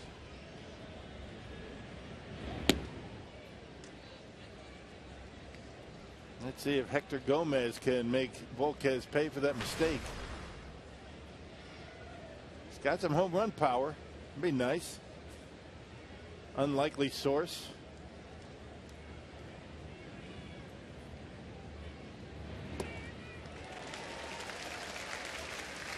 Volquez staying in on him with that two-seam fastball. And Gomez swinging right over the top of it.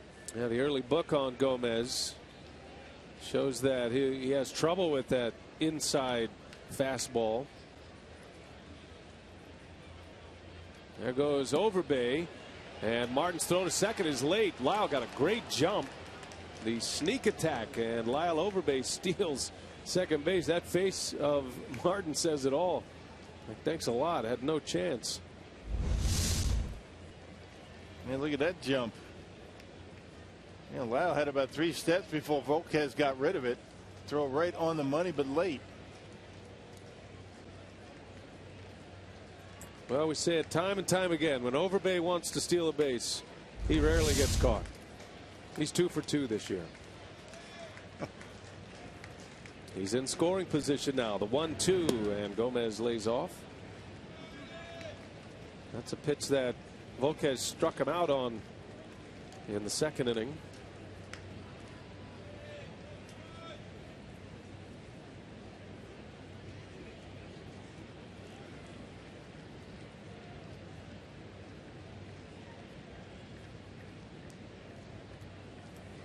Crowd very quiet here in this fourth.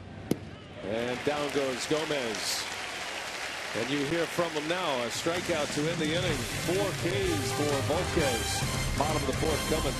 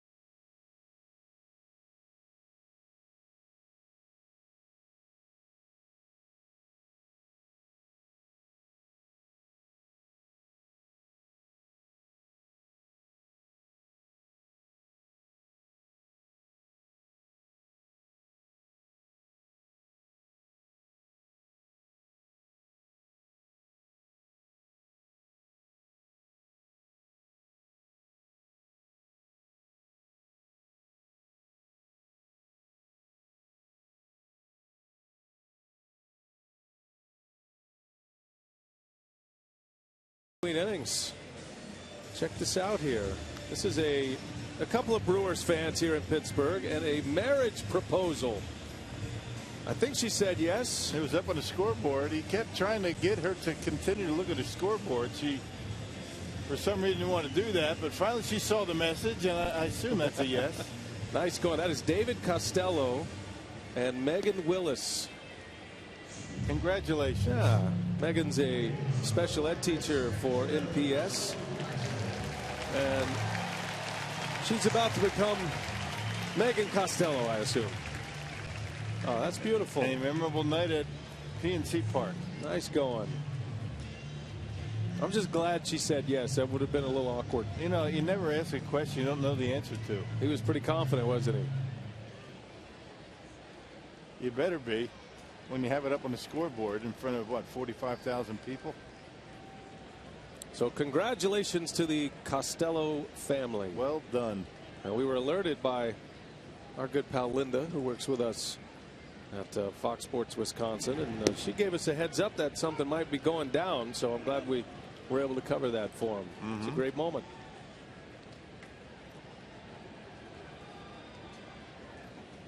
Russell Martin leads off for Pittsburgh. Martin, Marte, and Davis against Matt Garza.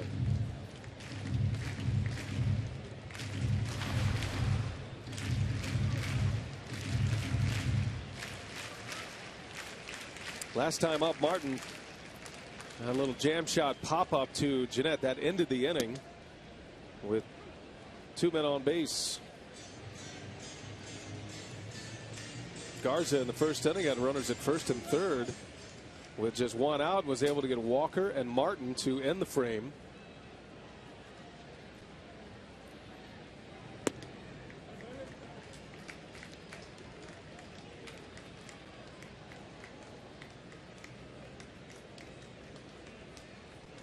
I don't know who has better sideburns, Matt Garza or David Costello. Good sideburn competition there as Martin fouls one off. I've always wondered why the beard for a catcher. I mean, as if it's not hot enough back there during the summer. Yeah, those are excellent sideburns. Yeah. That's full on playoff pennant race beard for the Canadian Russell Martin. Ear to ear sideburn.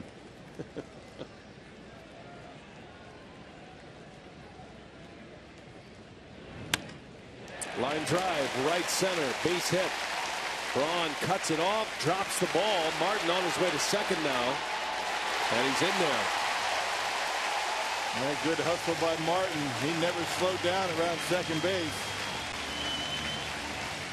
Running hard around the bag and waiting for a bobble or a misplay, which he got, and he's able to get into second base.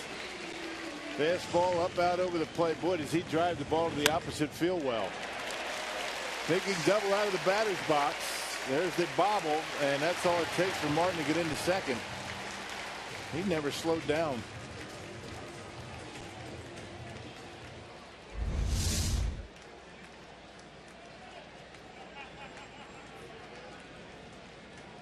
Here's Starling Marte. Bunted his way on his last time up.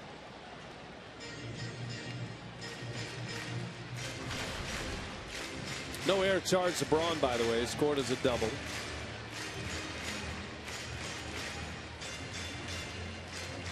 It's hard to tell with the way Martin was running. He might have been thinking about going anyway.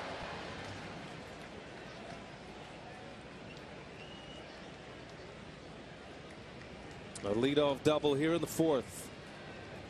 Pirates have 2 extra base hits tonight of their 3 hits total. Marte trying to bunt again, fouls it off. And that went up and in.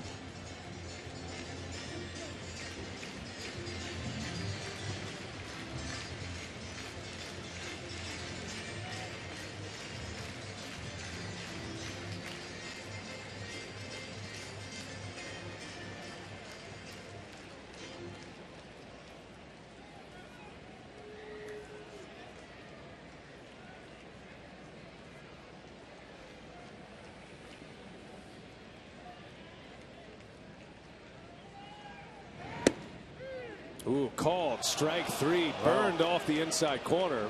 Did it? That was the same pitch that Braun got rung up on, and Marty Foster rings up Marte as well. That looked like it was a little bit further off the inside corner. Boy, it looked like the Brewers got a break on that call right there. There's Fox tracks. Yeah, you're right. That was a much more inside than the Braun called strike 3, at least a couple of baseballs. So Garza gets a call. He needed that. He'll take it. That's the 3rd strikeout for Garza. Yeah, so Marte not able to advance the base runner. Big strikeout for Garza. 1 out runner at second for Ike Davis, who lined out to second in the 2nd.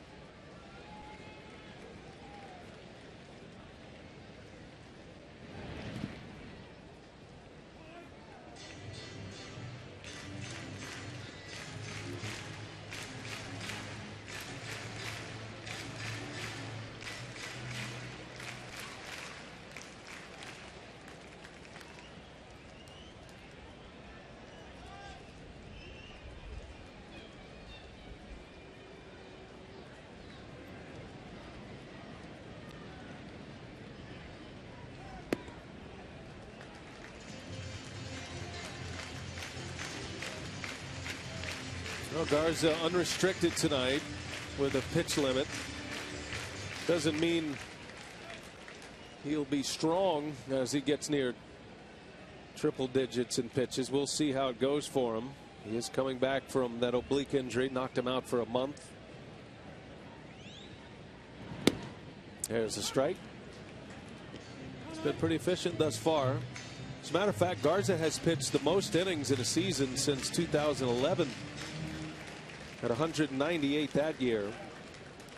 Twice in his career he's gone over the 200 inning mark. That was 09 and 2010 as a member of the Rays. Hasn't been able to approach those numbers since. There was a lot of questions about Garza this offseason. It's one of the reasons he lasted so long in the free agent market, because of his durability. Right.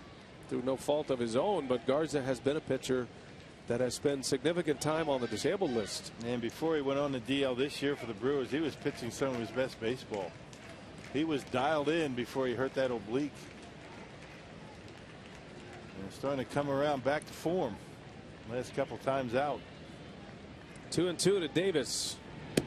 3 balls, 2 strikes. Incrementally increasing his innings. First start after coming off the DL, 3 innings, then 4 innings, 6 innings last time against Cincinnati. And hopefully he's able to get beyond that tonight.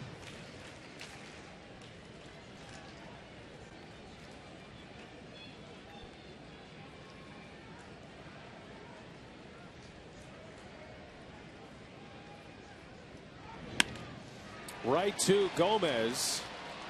Well positioned with Davis at the plate. That'll be the 2nd out, and Martin advances to 3rd. Thought for a moment Gomez might take a shot at Martin at 3rd base, but takes the sure out. No sense in doing that. You can walk Mercer here and then go after Volquez. Let's see what the Brewers do. Not sure you want to really be too aggressive in going after the number 8 hitter. You got Volquez coming up.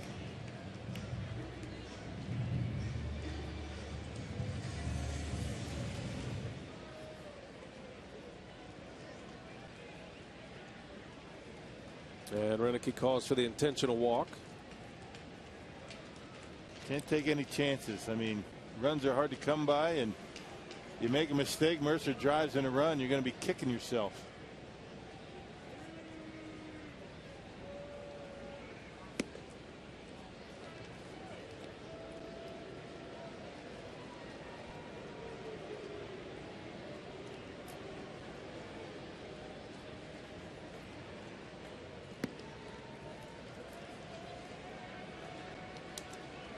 Checking other scores around the league. The Cardinals lead Cincinnati 5-2. St. Louis got Michael Wacha back tonight, and he's got a chance to qualify for the win tonight.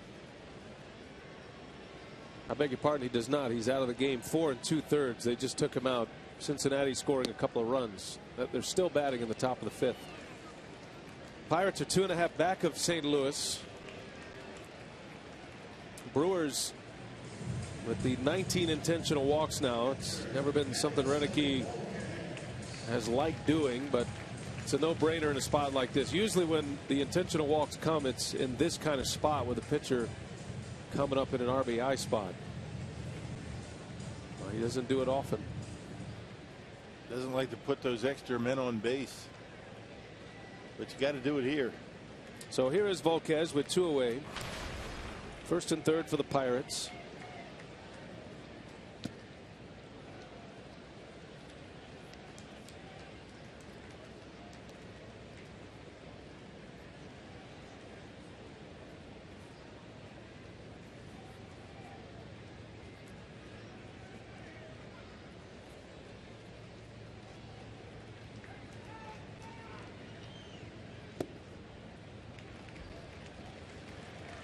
This is a night tonight where the Cardinals can clinch a playoff spot if they win and the Brewers lose.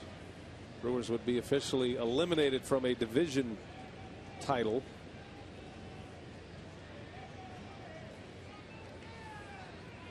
Runner takes off, and Lucroy no throw. Pitch was called a strike. You don't see pitchers argue much on called strikes, but Volquez just did. 1-2 the count.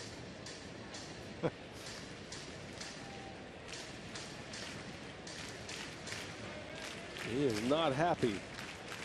And if I'm Garza, I'm not even taking a chance at one down the middle of the plate. See how far he'll go. And did he go? They'll ask. Yes, he did. Volquez strikes out. He's not happy about that either. Not good. Keep him mad. Side retired. Pirates strand 2. Still scoreless.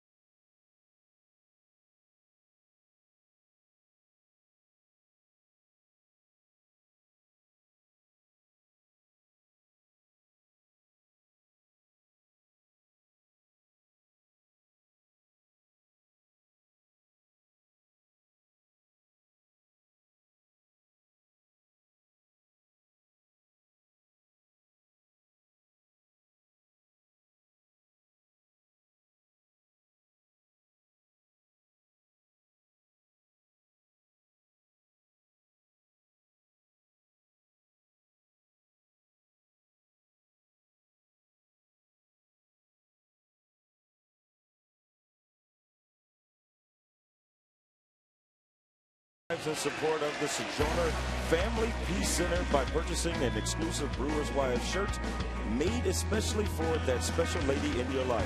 Shorts are available as well for purchase in the team store by Majestic.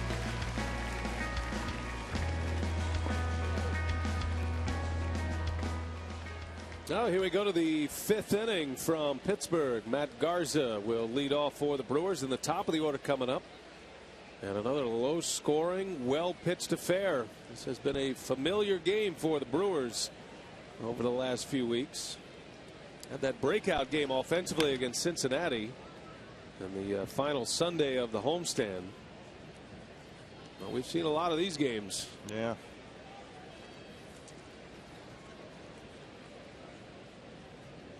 The Brewers fortunate their starting pitching has been able to turn things around as well as they have. I mean, they have been outstanding the last 10 starts. Have given up next to nothing.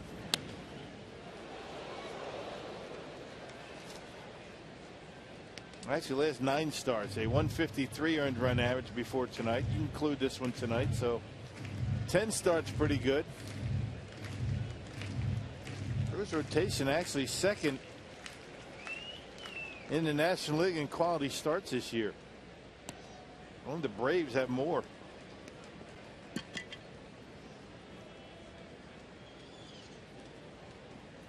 Well, the Brewers have not scored more than 4 runs in a game, except for once in the last 13 games. As Garza strikes out, that was that 9-1 win against Cincinnati.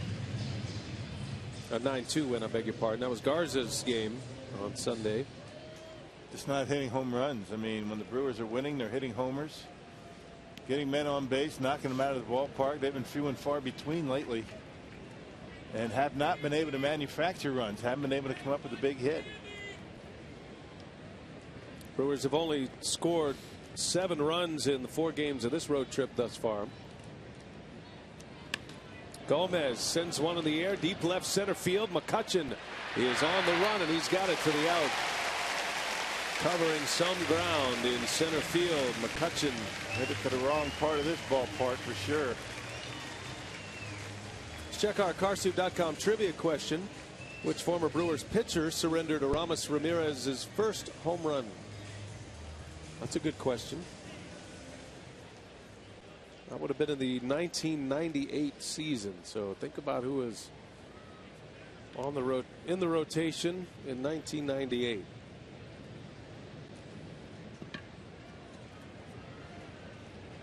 Two outs, Scooter Gennett. Joe Crawford gave up Ramirez's first home run at this ballpark. It was in an exhibition game. The Brewers video manager. Yeah. He was a pitcher with the Mets. Coach's assistant. Expert first pitch, ceremonial first pitch receiver. He doesn't like talking about that home run. There's actually video of that.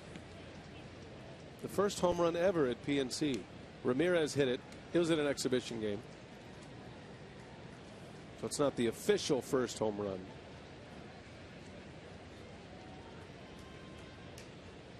Got to be known for something, Joe.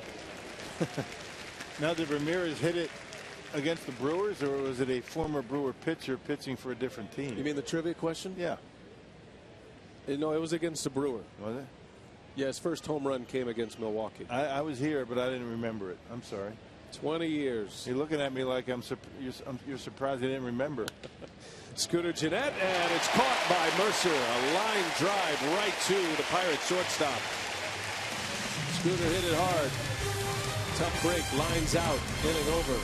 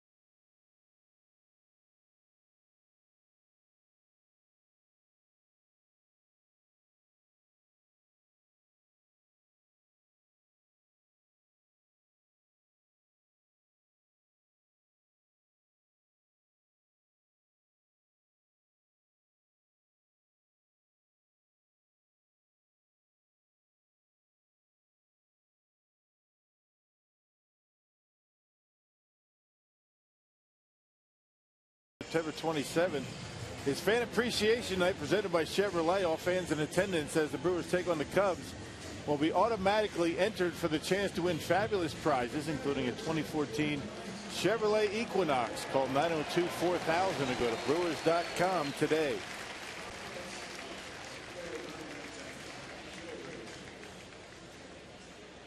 Matt Garza back to work. We go to the bottom of the 5th inning. Josh Harrison will lead off. This is the other side of the events of last inning. You know, you intentionally walk the 8th place hitter, gives you an out with the pitcher at the plate, but that's the positive. That helps you get through one inning, but that means you start with the top of the order in the 3rd time through the next inning as opposed to the bottom of the order. Cause and effect. Renicky was talking about that last night. The Brewers committed an error, had a misplay on a couple of throws to first, and it rolls over the order and puts, from a Brewers perspective, it put the wrong hitters at the plate in the wrong time, meaning their best hitters, their most clutch hitters at the plate in the big spot in the 8th inning.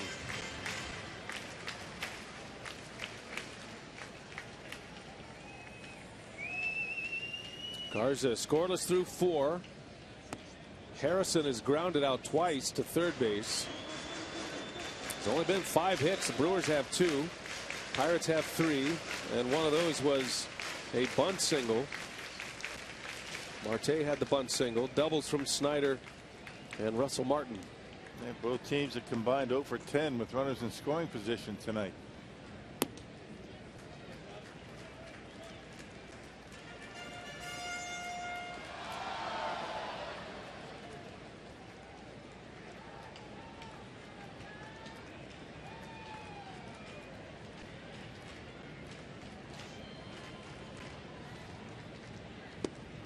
Big slow curve and a strikeout for Garza. That was a dandy to get Josh Harrison. That is the 5th strikeout for Matt Garza. He's not going to throw many of them, but when he does, and he throws them for strikes, they're very effective. There it is, a 2-strike curveball, and Harrison pulls off of it. Well located down and away, pitch number 5, and gets Harrison on strikes.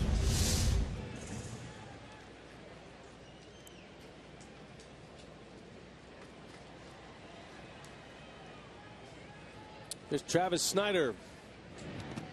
Bounces in. Snyder had a double in the 1st inning. He ripped one down the right field line. Was stranded at 3rd in that inning. Garza left 2 on in the 1st. Got through Walker and Martin to put up a 0 in the 1st inning. Pirates have had at least a man on in every inning tonight against Garza.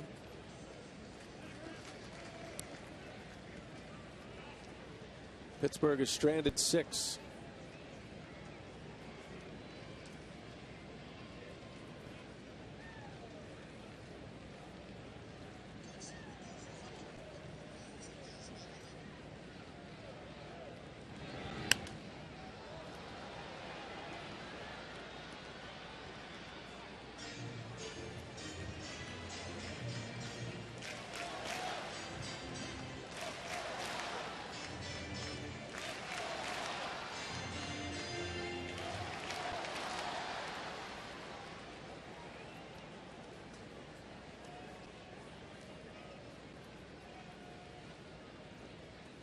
Garza taking his time between pitches. 2 balls and a strike on Snyder. Snyder is one of the 9 Pirates with double-digit home run totals this year. He has 11 in a part-time role. It's moved into more of a full-time role in this second half, though, the way he swung the bat. It's a former Blue Jay. A swing and a miss. Garza gets another one. So back-to-back Ks, and he's gone to that slow curveball. 6 strikeouts now for Garza, and the last 3 outs have been Ks. And both of the last 2 strikeouts have come on that curveball. Well located, hasn't made a mistake with it. Down around the dirt, and that's where you want a 2-strike curveball. Well, he's got it working tonight. Everything's working for him well. Gallardo had a great curveball last night. Said it was probably the best he's had all year. Resulted in 11 strikeouts for Gallardo last night, a season high. And you have to have your off-speed stuff against this club. I mean, they can turn around big fastball. Just ask Jonathan Broxton. You have a good curveball, you throw a change up, you can keep these guys off balance, but if you don't, they're going to wear you out. McCutchen hit by a pitch his last time. Walked in the first inning.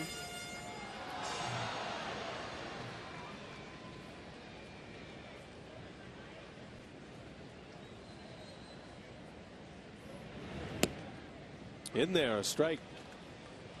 Curveball again. Been a good pitch for him. We'll see if he goes back to it. Pitch count at 82 for Garza as we play here in the fifth. 2 outs. Oh, up and in, and McCutchen is hit again. And they just threw Garza out. You got to be kidding me, Marty Foster. Why would he hit him on a 2-strike pitch? You don't have to throw the pitcher out if warnings have been issued. It's a judgment call by the umpire, and that's a joke. Yeah. There's no way he's trying to do that. Up and in, pretty much the same location that Garza hit McCutchen last time up. Ron Rennie, they're going to lose this battle. Well, Renick's out too.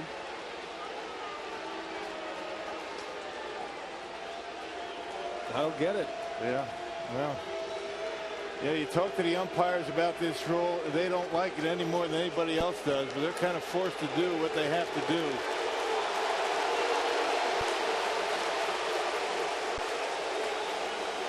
Now Matt Garza's got to control his emotions now before get in that dugout and then start getting mad. You can't do it in the field of play. Very unfortunate for the Brew Crew. Boy, he was dealing too. It's almost as if when the umpires give you a warning, you just can't pitch inside because that's the kind of thing that happens. So just to recap the timeline of events here, Garza hit Andrew McCutchen in his last at bat in the 3rd inning. Certainly not intentional. Was in the count a little bit. Edinson Volquez came back the next inning, purposely threw it Ryan Braun twice, right. Missed him both times. Right. Home plate umpire came out, issued warnings. Garza gets to 2 strikes on Andrew McCutchen, trying to get him back off the plate. He stands right on top of the plate. There's a pitch that got away. He's not trying to do that. And Garza gets ejected. And right away, Andy Fletcher throws him out.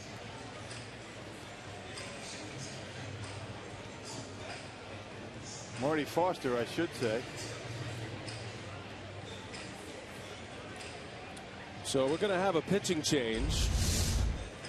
And Renicky did not have a reliever warming up. There'd be no reason to. So you get as many pitches as you need. Renicky's ejected as well. Once warnings are issued, the pitcher and the manager are thrown out. Now, again, you don't have to throw a pitcher out if you don't feel like it was intentional. And on the other flip side of that, even if you don't hit a guy, you can throw a guy out if he feels as though it's intentional, and certainly it wasn't. But the umpires are caught in a bad spot. I mean, if you're Marty Foster right here and you don't throw out Matt Garza, what kind of signal is that going to send? But I get what you're saying. I mean, it's one of those things that's the rule. That's what they're told to do. Major League Baseball has put the umpires in this position.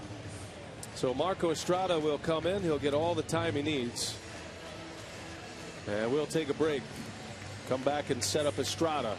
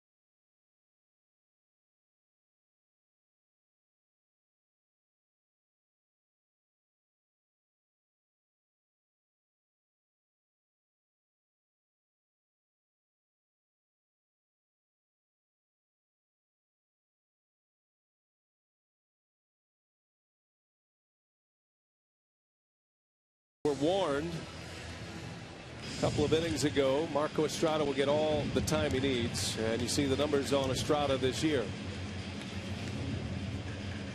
Yeah, 36th appearance for Marco Estrada. He made 18 starts, and all those home runs that he gave up are the reason why he was relegated to the bullpen. But he's been outstanding in situations like this. And this is one of the few times that Marco has been in a game, in a nothing game this early.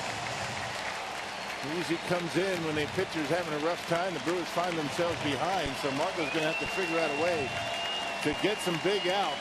2 outs, 1 on, with Neil Walker coming to the plate. Marco last pitched on Thursday against the Cardinals and tossed a perfect 10th inning. He came in extra innings and threw a 3-up, 3-down inning. No, you can't blame the Pirates for being upset. You can't blame McCutchen for reacting after being hit by a pitch. McCutchen was knocked out of the lineup and had to go on the disabled list after he was hit by a pitch in Arizona. I don't feel like you don't have to eject a pitcher in a spot like that if you have the game awareness of it. Marty Foster felt like he had to take measures into his own hands there and remove Garza from the game, and so that's where we are. The Brewers will have to take a pitcher who is pitching well out and bring in Marco Estrada and get into their bullpen early here. The other thing you have to consider here, and I agree 100% with you, I am in no point arguing with you and saying the opposite, but if Marty Foster doesn't throw out Garza there, then you might incite a riot later on in the ball game here. So it's one of those things where, as I say, and I hate to continue to harp on it, but Major League Baseball has forced the umpires to react in that fashion in these situations. They really don't allow them to use their own judgment based on the game situation. You talk to umpires, you talk to the umpire supervisors in the press box. They don't like doing it. They understand the game, and they understand. I know that Marty Foster knows that Matt Garza did not intentionally try to hit Andrew McCutchen, but he had no choice. He had to throw him out. So Estrada gets loose. It'll give us a chance to just set this up here. Here was the first hit by pitch. Garza hit McCutchen. Just watch the way Andrew McCutchen, as this pitch is coming to home plate, watch the way his front shoulder goes toward first base, and he's trying to cover the plate. Here's the retaliation. This was definitely on purpose. By the way, that was the second of the 2 inside pitches that Volquez missed Braun with. Then you got the warnings from the home plate umpire, and then here's the pitch by pitch to McCutchen. Started with a slider, and this is important because it sets the standard for the at bat. A pitch out and away. It's a 1-2 count basically, and then they try to come inside. They get him. The first move by McCutchen, they got him on the arm that time, and right away Marty Foster throws him out. So that sets you up here and gets you caught up on what has happened. And McCutchen is at first with 2 outs. Garza had just struck out the first 2 hitters. And here is Neil Walker in a scoreless game, bottom of the 5th.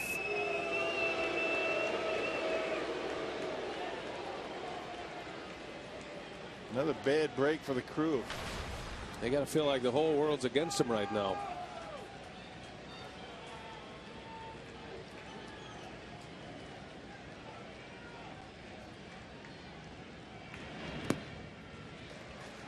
And by the way, the warning still applies. So this game continues with benches warned. Yeah, so if you're a pitcher, I mean, how willing are you to pitch inside?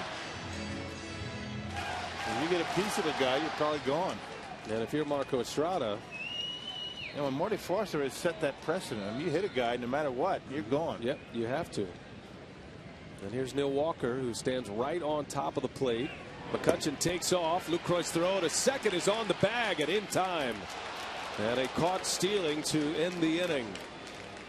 So Estrada has an out recorded at second base, and we're still scoreless.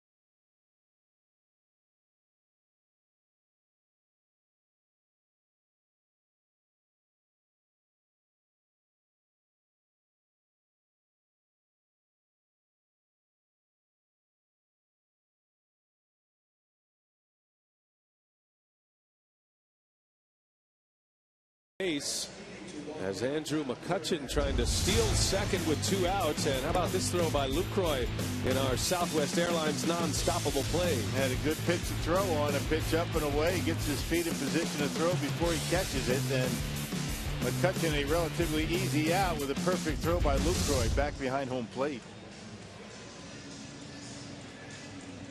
Lucroy will lead off here in the 6th inning.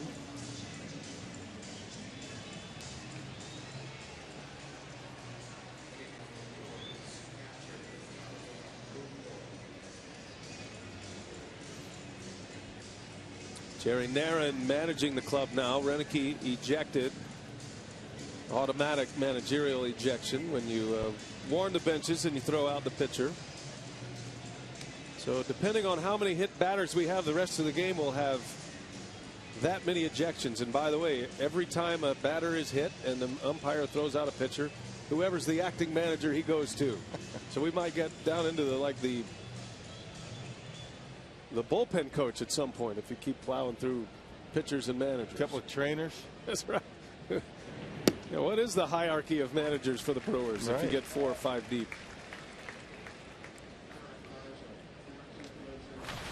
I think the expectation is if you can't really pitch inside, if you know you're going to get ejected if you hit a batter, that could open up some offense. And right away, Lucroy with a base hit to left. And both pitchers understand that if they let one get away, they're going to be gone. Volquez working Lucroy in the outer half of the plate.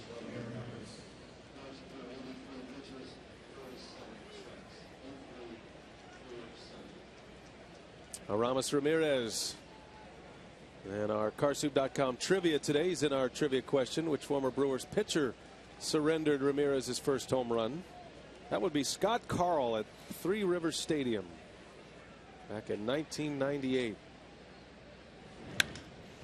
In the air, right center field, well hit, long run, Snyder, and he's got it for the out. What a terrific running catch by Travis Snyder. And Ramirez is the first out of the 6th inning. And he waited back nicely on that pitch and drove it into the gap out there. And every time you come into Pittsburgh, you got to understand that this is a big ballpark, gap to gap. And this ballpark holds that one. Here's the visual of the Aramis Ramirez homer. June 12th of '98. First year in the big leagues, and Scott Carl gave it up. Trying to come up and in on Ramirez, and he knocked it out of here. Doesn't look that much different, does he? 19 years of age. Yeah, he looks pretty good 17 years later. Right, going to say. Aramis now 36 and has 369 career home runs. He hit 6 that year. Didn't get his first until mid-June and then hit 6. Had an injury in '99 and then really didn't become a full-time player with the Pirates until 2001. Ground ball short. Mercer on the ground, shovels it to second, and they get the out. Walker picked it up barehanded. Oh boy, defense, huh? Great play by Mercer. Back-to-back hitters for the Brewers. Good defense by the Pirates. Gives you a good sense of why they're having such a good month. Look at this play. Braun hits it on the nose. Mercer able to get the force out at second base. Goodness.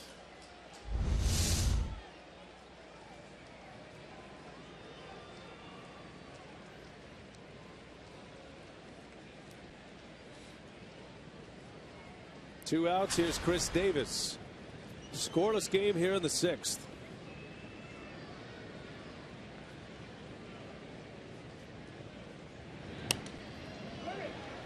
Does Davis leading the Brewers in homers with Mark Reynolds with 22 for the year.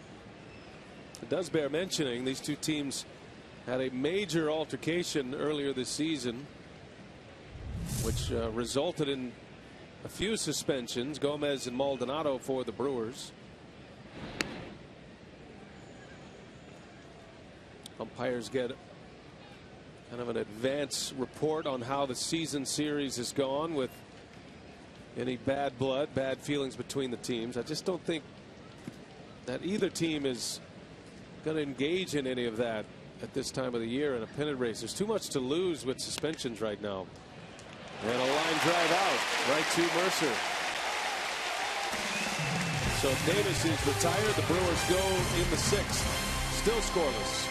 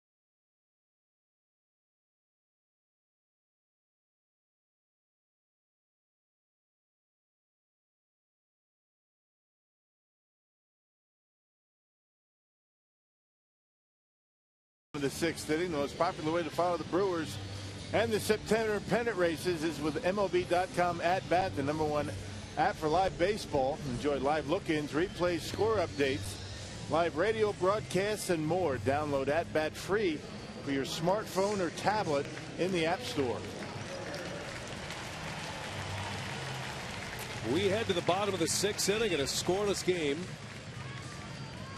Marco Estrada back to work here. He came on to get the final out. The final out actually ended at second base, ended up at second base on a caught stealing. Matt Garza goes 5 2/3 innings with 6 strikeouts. He was ejected after he hit McCutchen. You look at that top of the 6th for the Brewer offense, and bad luck once again, right? Everybody hit the ball right on the nose. Well, Braun and Davis hit it right at, or a little bit either way, and it's a base hit.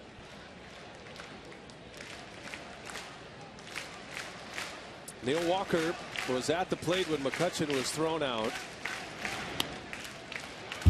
Fly ball to left center. Gomez is over to make the play for out #1. It's a great ballpark for Marco Estrada to pitch. As long as you keep it in the middle of the field, gap to gap, keep it away from the lines. Ball has not carried very well in this series.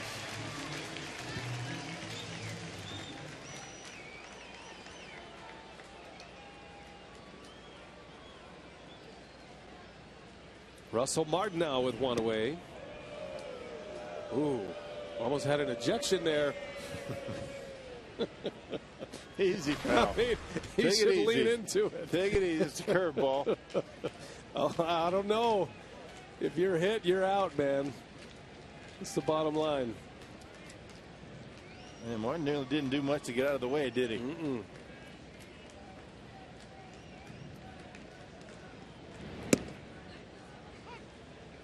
Marco Estrada, to survive in the big leagues, not only has to pitch up, but he's got to pitch in. Yeah. Just don't hit anybody. I think you got to just play your game here. If you hit somebody, it happens. Yeah. Go get another pitcher and a new manager.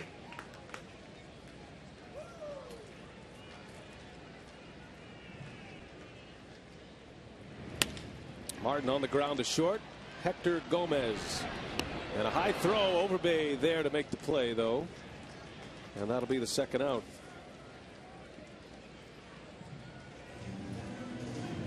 Well, as promised earlier in the broadcast, we have the AT&T fan photo of the game. Don't forget to use the hashtag WizFanPhoto for a chance to have it shown in an upcoming broadcast. It comes from Katrina. She's on the left, I'm guessing. Thanks, Katrina. 7 remaining. Get your entries in. Make them count. It's going to be hard to top the selfie from the skydiving mission, jumping out of an airplane. That was a good one. That's number 1 for me. I don't know, that one and the baby. The O baby. Remember the O baby? Yeah, I do, but it wasn't a jumping out of an airplane. Now, if the baby had jumped out of the airplane, that'd have been a different story. Guaranteed. Another ground ball. Here is Gomez. So the fly ball pitcher gets a couple of ground ball outs. And Estrada works a 3 up, 3 down, 6. 7th inning. Pitchers duel going on. Still scoreless.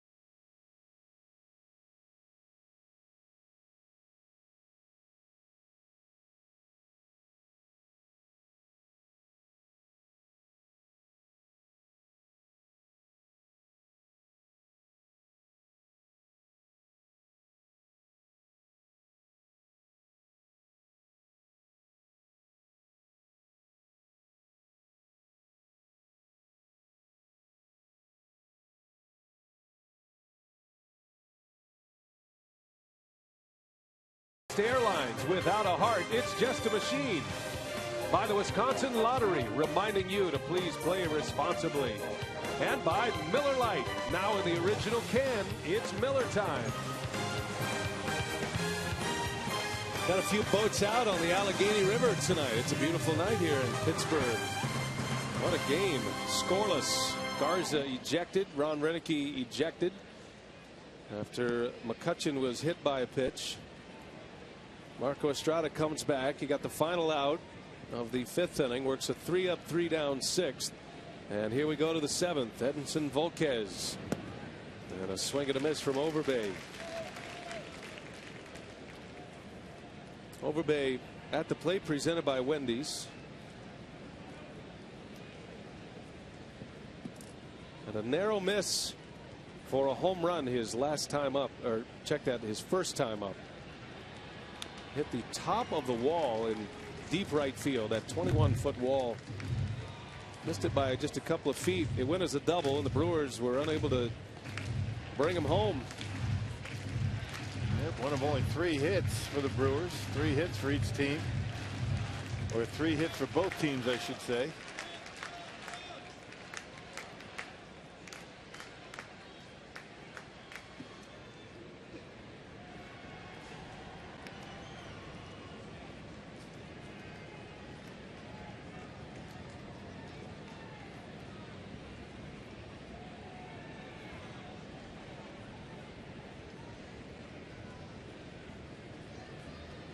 One ball, 2 strikes.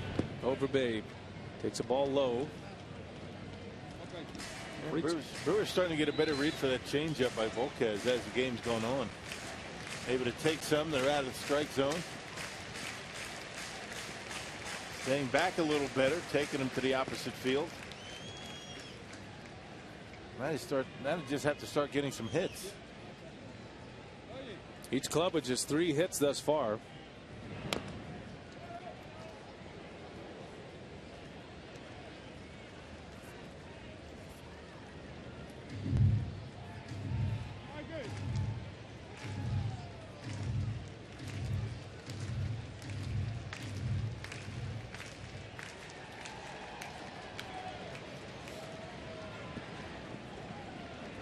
Overbay leading off the 7th. Bottom of the order here for Milwaukee. Pitcher spot due up 3rd. Volquez with 5 strikeouts. He walked Lucroy in the 3rd inning. Matter of fact, had 2 walks in that 3rd inning. Garza and Lucroy. Volquez committed an error on Overbay in the 4th inning. Each club has stranded 6. Up and away, ball 4. And Overbay is aboard for the 3rd time tonight. It's a leadoff walk in the 7th. Here comes Hector Gomez. Well, and that brings us to tonight's time of the game winner. Mather, Lanes, and Muskego. If they call the Brewers in the next 24 hours, they get 40 Miller Lite beer pen tickets to a 2015 Brewers home game next year. This offer courtesy of the Tavern League, Wisconsin, and Miller Lite.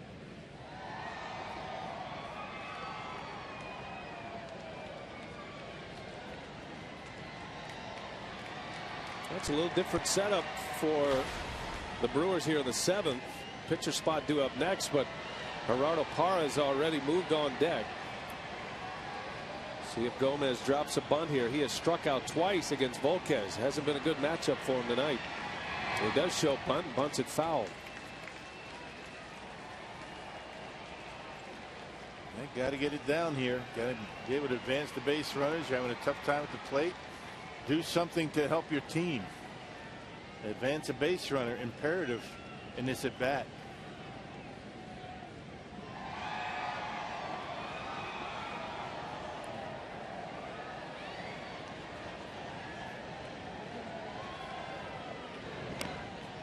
Another foul ball. 0-2 the count on Gomez. Have to be able to execute. 3rd time the Brewers have had their leadoff hitter on. They've had their leadoff hitter on in back-to-back innings.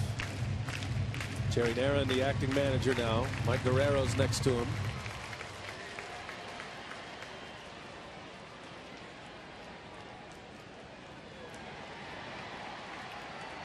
We'll see if he's bunting with 2 strikes. Overbay with a leadoff walk. Shows bunt, bunts it foul, and a strikeout. 1 gone in the 7th.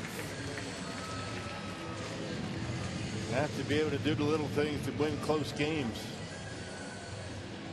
And dropping down bunts is about as routine as it should be. So here is Gerardo Parra. Parra will hit for Marco Estrada. Put Estrada down for an inning and a 3rd. Garza goes 5 2/3.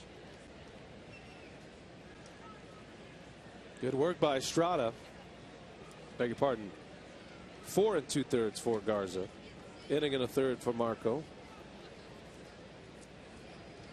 And Parra will bat 3 for 18 lifetime against Volquez. Those numbers, the reason Parra wasn't in the starting lineup today. He'll get an at bat with a runner at first.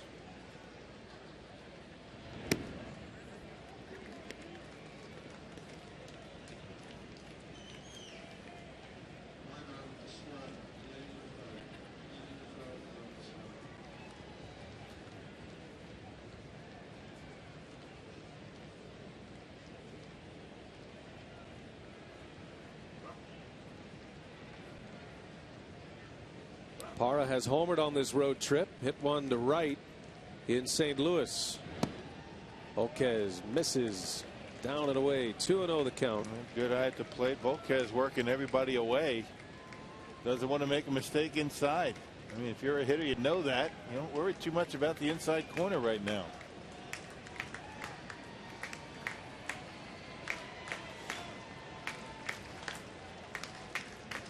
Seventh inning of a scoreless game. Brewers in must-win mode the rest of the year with 8 to play. And a ground ball foul. With Parra pinch hitting for Estrada, it can continue Marco's scoreless inning streak for another day. Marco Estrada has now tossed 11 2/3 scoreless innings. Covers his last 6 games.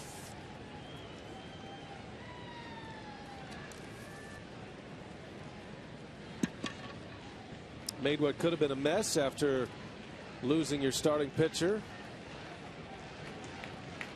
Made it look easy.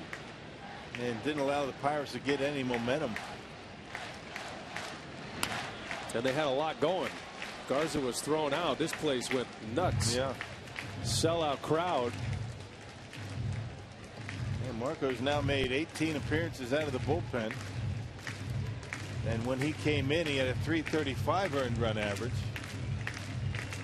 Now down to .323.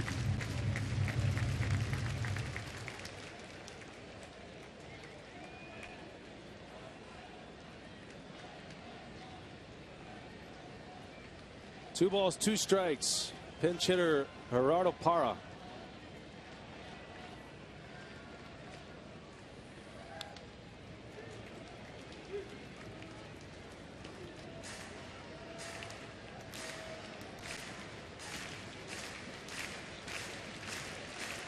Pitch count climbing on Volquez here. 99 pitches as we work here in the 7th. Volquez spot due up 3rd in the bottom of the inning.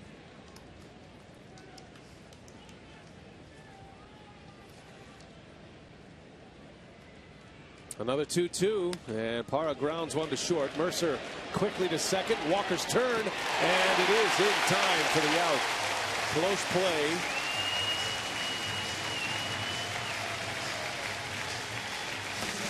And the Brewers won't challenge. Inning over, still scoreless.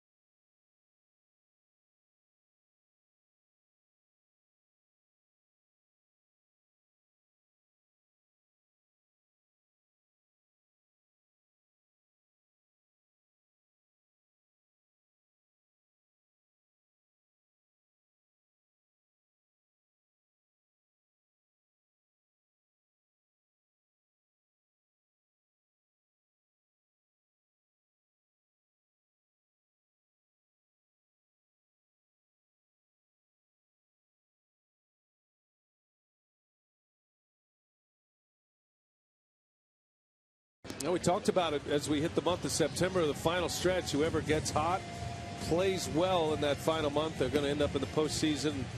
And as of right now, the Cardinals and the Pirates have the pedal down.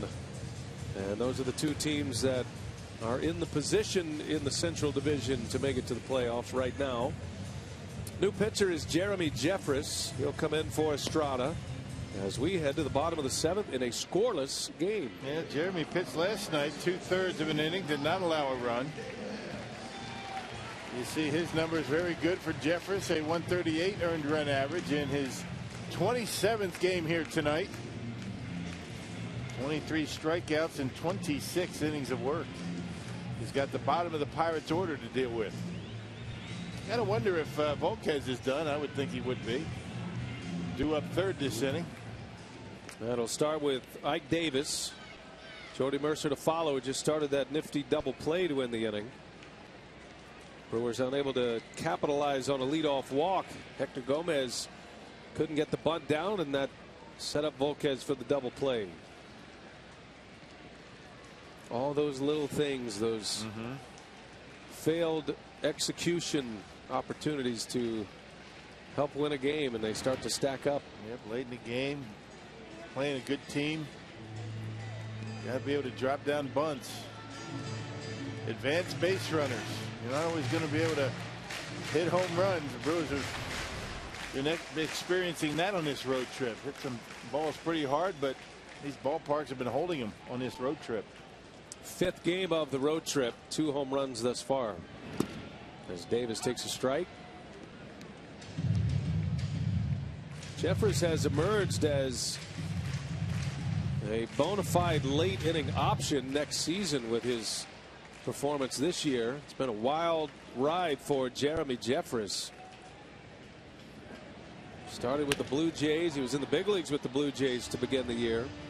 They sent him back down to the minor leagues. He took a release, taking a huge gamble that he could get picked up somewhere else. I think he probably had a notion that the Brewers would like to have him back. Goes to AAA, pitches well, ends up as the closer. And then he comes to the big leagues and he's pitched well, and he's got a chance to be a real factor in the bullpen next year. Well, he's been effective because of 2 things. He's throwing strikes. He's only walked 6 in 26 innings of work, and he's throwing a big curveball. And he's throwing that for strikes. Just a totally different pitcher than when we saw Jeffress when he first arrived to the big leagues. He threw 98 to 100 miles an hour back then, but it was straight over the top and didn't have much else to go with it.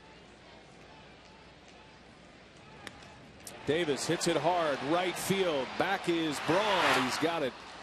And another long, loud out in this game for both teams. Yeah, that arm angle for Jeffress has allowed him to get some movement as it gets to home plate. Some good tail to it. And the interesting thing about that was he changed the arm angle to get movement. He hasn't really lost any velocity. That's unusual.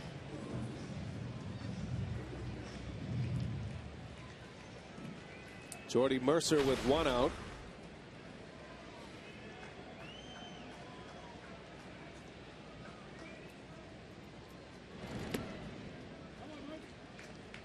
Jeffress was traded. He was involved in the Zach Greinke deal. Traded to Kansas City.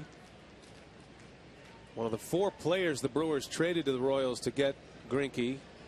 Jake Odorizzi, Lorenzo Cain, and Alcides Escobar, the other 3. That ball's hit hard center field. Gomez makes the play. Oh, a little lollipop. Snow cone sticking out of the webbing.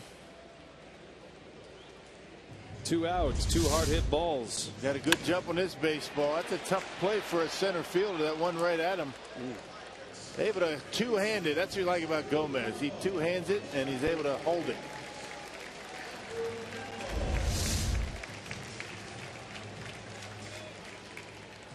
Fixing up that Gold Glove. Andrew Lambo will pinch hit.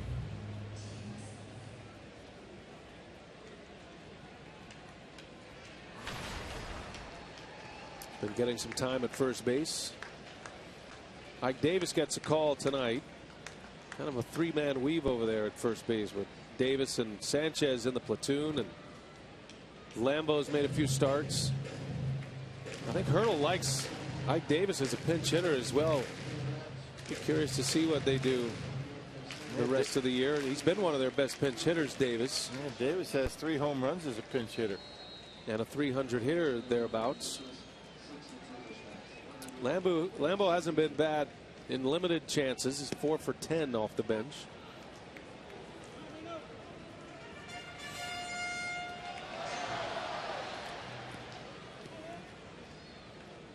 Looking ahead to the Brewer 8th, top of the order coming up. Carlos Gomez, and then Jeanette and Lucroy. If anybody gets on, Ramirez.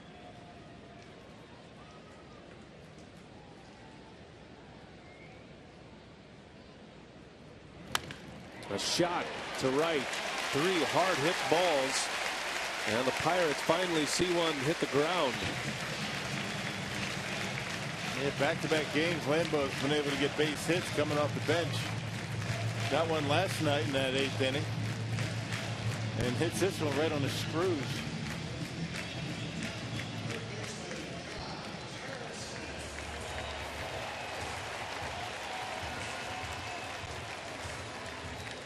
Top of the order now, Josh Harrison. It's 3 straight J's for Jefferson. That's new ground for him. He's never done that. Not in the big leagues. Perhaps why he's been getting hit hard in this inning. Davis lined out to right, Mercer to center. Lambo singles, now Harrison. Scoreless game in the 7th.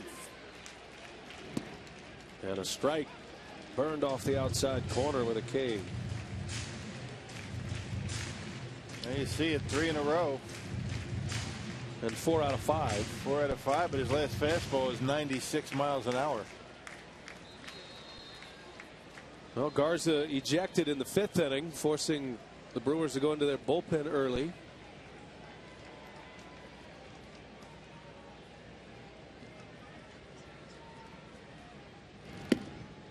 And if you're just joining us, it's been a couple of hit batters and an almost hit batter.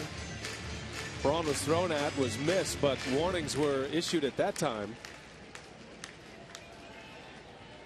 That was back in the 4th inning, and then Garza hit Andrew McCutchen with 2 outs in the 5th and was thrown out. Home plate umpire deemed that it was intentional and ejected Garza and Renicky.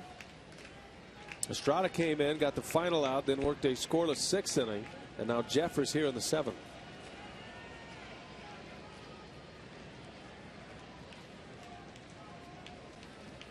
So Jerry Narron manages the club now.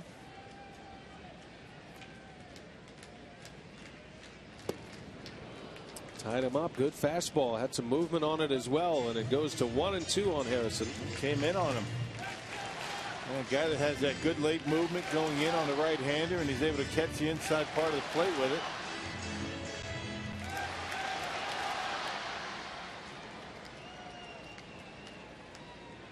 It's a big hitter for Jeffress. And he's been a good hitter all year. The league's leading hitter coming into play tonight.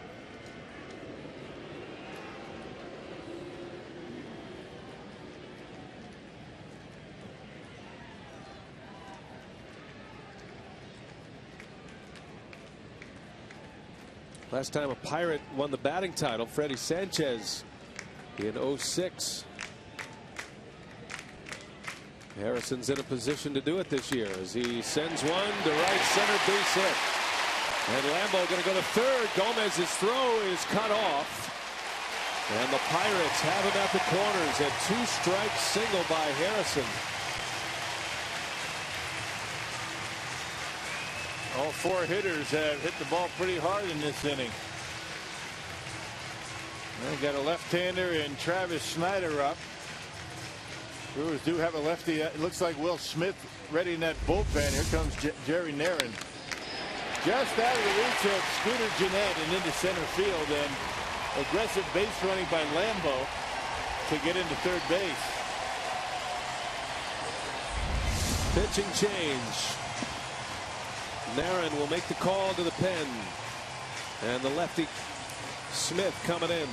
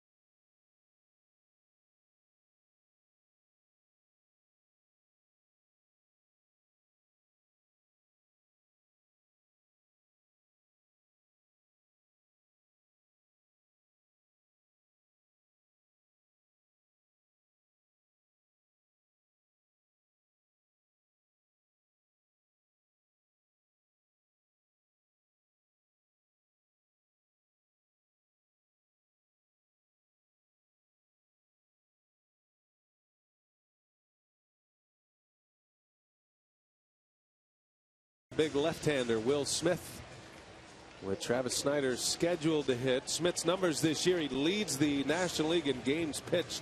75 games this year for Smith. Uncharted territory for him as well at the major league level. Out of 3.84 ERA, was lights out in the first half. Struggled somewhat in the second half. Has gotten it back together most recently, and he will not face the lefty Snider. It'll be Jose Tabata instead. And continues to rack up the appearances. Will Smith last pitched on Thursday against the Cardinals. Struck out the only batter that he faced, straining a couple of inherited runners in the ninth inning. That was on Thursday. Gregory Polanco pinch runs at third base. He carries the go-ahead run. Scoreless, seventh inning, 2 outs. Tabata at the plate. And Smith pumps a strike in there.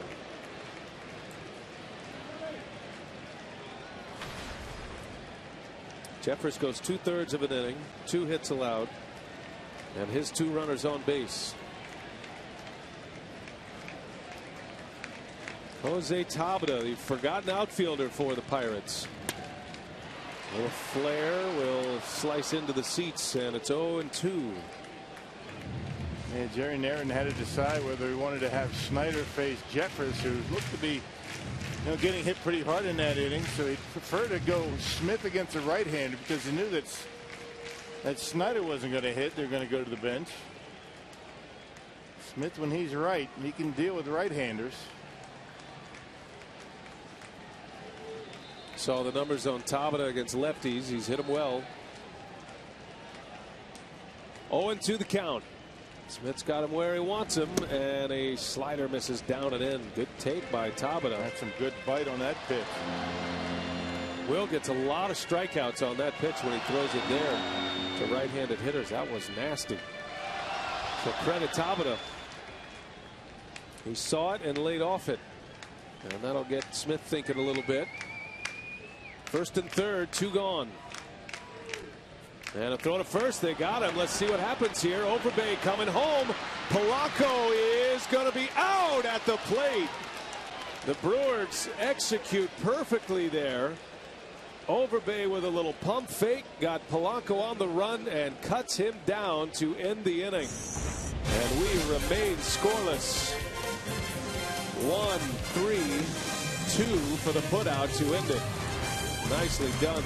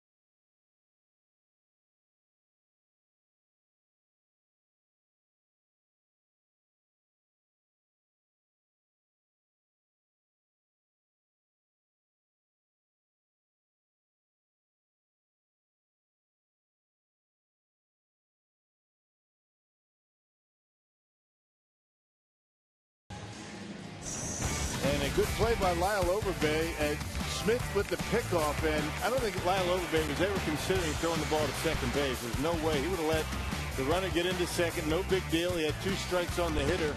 Overbay does a nice pump fake to second base, almost like the pump and go for a quarterback. He has Polanco thinking he's going to second base, and an easy out at home plate. Nice job. Good, smart baseball by Lyle Overbay to get the final out in the inning. Polanco will stay in the game to play right field. New pitcher is Tony Watson. Yeah, Watson's 73rd appearance so far. Look at him, 10-1 out of the bullpen. A 150 earned run average. Look at all the strikeouts, 77 punch outs in 72 innings of work. And he's only walked 15. And he has the top of the Brewers order to deal with in this 8th inning. It's one of those games where every move scrutinized, talked about. Glenn Hurdle going with the speed at third base, pinch running Polanco, as opposed to a little more experience, and maybe that inexperience led him right into an out. Yeah, not a very smart move by Polanco. I mean, I don't really believe that there was any way that Lyle Overbay was ever going to throw that ball to second base. Let him go to second, keep the man at third base. The way this game's going, 1 run, big. Gomez starts it, shows bunt in the air, and caught by Harrison. 1 away.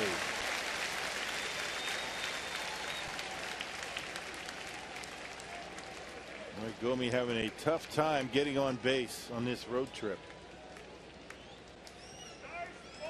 Well, Ricky Weeks is going to pinch hit for Jeanette. This was yesterday to start the 5th inning. Powerball home run number 7 for Ricky Weeks, and he hit a bullet out of here. Look where that ended up. Into the Pirates bullpen. They measured it at 414 feet yesterday. A good extension on that heater. That made it 2-0 at the time. Things were looking good for the Brewers after that home run. Unfortunately, not able to tack on, get the add-on runs. See if Ricky can do it again tonight. I think the Brewers would be in favor of shortening the game to 7 innings after what has happened the last 2 nights. Right. We'll see if Weeks can get into one. No scores. 8th inning. And inside, Watson misses. That's a big fastball. Left-hander at 96 miles an hour. Well, like McCutchen, Ricky Weeks is the guy who stands right on top of the plate, dives out over the plate. He does get hit a lot. It's part of the story here tonight.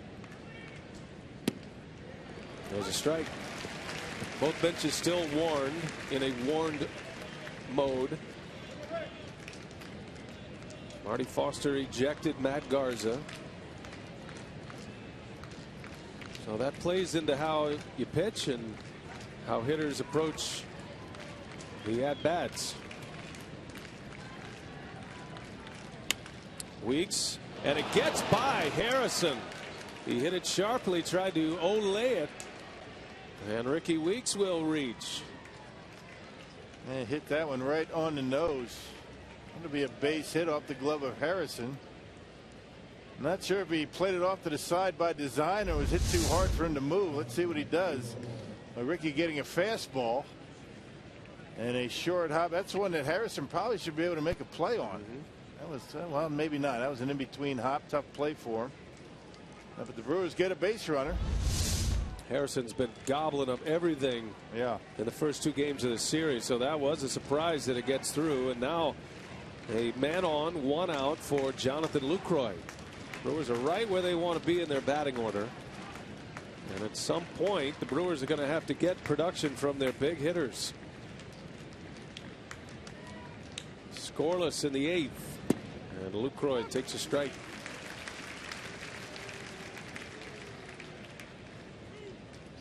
Lucroy singled his last time up. Had a walk earlier. He's been on base twice. And hitting .306, 6th in the National League in batting, starting play today.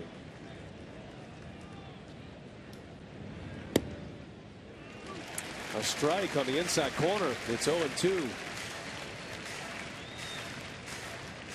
And Jonathan, one of those guys, doesn't mind hitting with 2 strikes. Hits the ball where it's pitched. Stays on it nicely. Good 2-strike hitter. Got a big hole between first and second. A lot of room over there.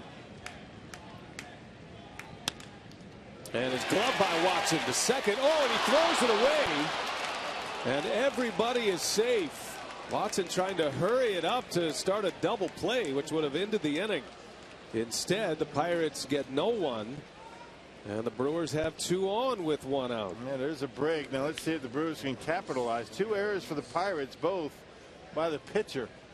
Volquez had an error. Now Tony Watson giving the Brewers some life in this inning. A good throw. It's a double play. He's trying to lead the shortstop to second base. You throw it right over the bag. You don't try and lead the infielder. And the Brewers have an opportunity with a man in scoring position for the first time since the 4th inning. And Aramis Ramirez coming up. It was a good play by Watson on the ground ball. Didn't have much reaction time. And then just as he throws to the plate, dip down 3/4 and let one sail. Sinker balls to home plate work. They don't to your middle infielders. 2 on, 1 out. Brewers looking for a big hit. And Ramirez right to Walker. It goes 4-6-3. Man, oh man. That is how it is going. Brewers get nothing. We go to the bottom of the 8th.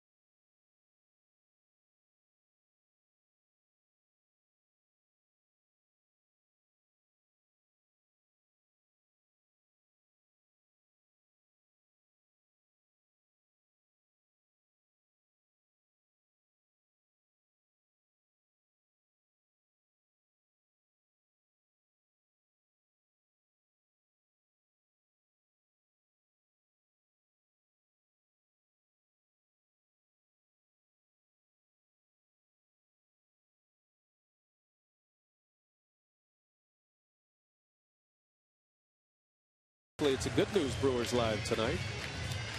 Telly Hughes, our reporter, he'll be in the clubhouse getting post-game sound here tonight. I'm sure Ron Renicky will have some things to say about that ejection earlier in this one. Brandon Kinsler is the next man up for Milwaukee. Jeffress and Will Smith are used to get through the 7th inning, and now it's Kinsler for the 8th in a scoreless game. Yeah, last pitched on Thursday. Seems like every one of these guys pitched on Thursday at St. Louis, that long game. On getaway day, tossed a scoreless inning, a scoreless 11th inning that included a hit. And Brandon has been much better as of late, getting on top of that 2-seam fastball and getting some good movement as it gets to home plate. It's going to need that now.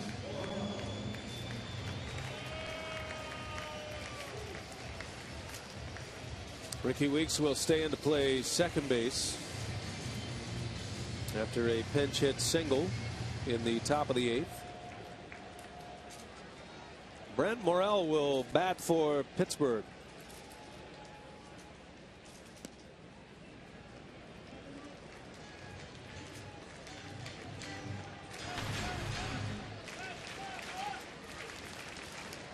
Just 21 games in the big leagues.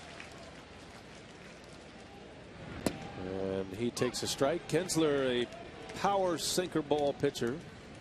He's starting to use his slider a little bit more his last couple of outings. There was a stretch where he was just throwing 2-seam fastballs. Didn't have confidence in it, but it's better lately.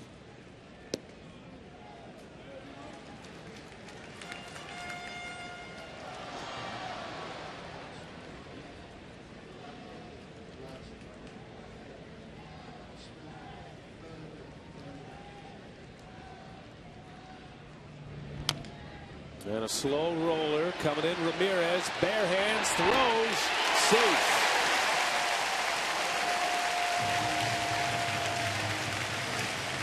It was an infield hit that started the rally for the Pirates last night in the 8th. Almost the same thing, but the first base. The former White Sox, Morel, reaches and will be pinch run for. And clearly safe.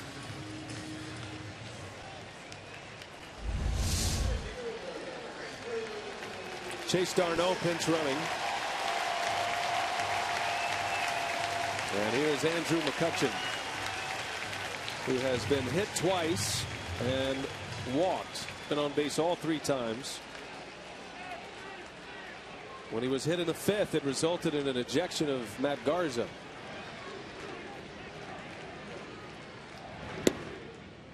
There's that slider we're talking about. He's throwing it with confidence these days.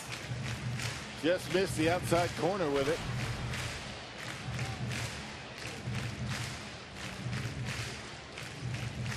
Pirates have their big hitters up here with a man on to start the inning.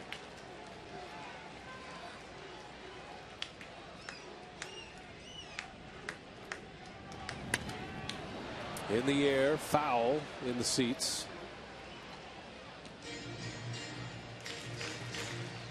Last year, Kinsler emerged as the setup man for the Brewers. And he featured not just the slider to go along with his sinker ball, which was in the 93, 94 mile an hour range, but also had a great changeup last year. Got into a rut for a while in the middle of the season, throwing nothing but fastballs. Zips that one in, but it's outside. Pretty good spot for it. McCutchen lays off and the count 2-1.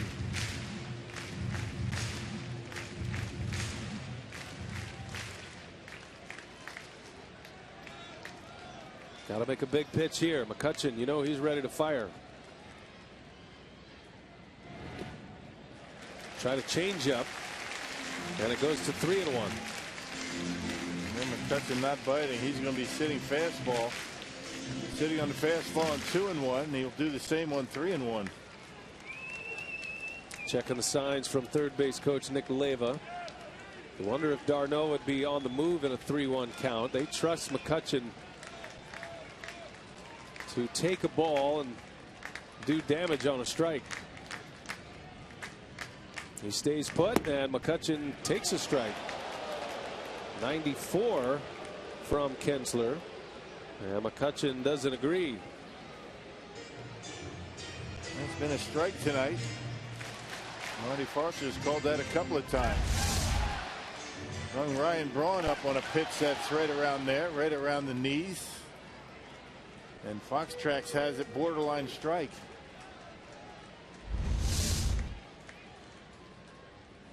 Full count. Darno takes off. McCutchen fouls it away.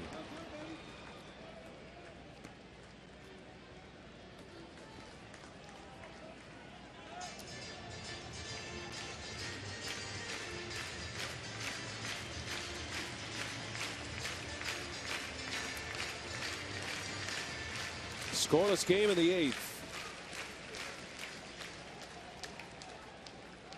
The 8th inning has been the trouble inning for the Brewers last couple of nights. And a Pickoff play at first. Darno looks like he wants to run again. McCutchen did strike out in the 8th inning last night. Up on a high fastball about shoulder high. But that was against Broxton. Yeah, I'm not sure Kinsler has a high fastball in him. There he goes. And a ball. Ball 4. 2 on to start the 8th. Not too much different than the pitch that was called a strike on 3-1, but it was lower. Surprised McCutchen was confident enough to take it.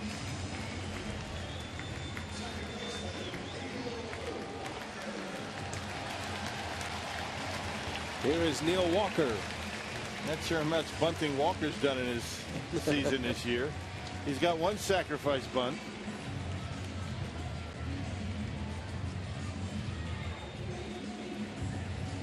But I imagine he wasn't the cleanup hitter when he dropped down a bunt. Yeah.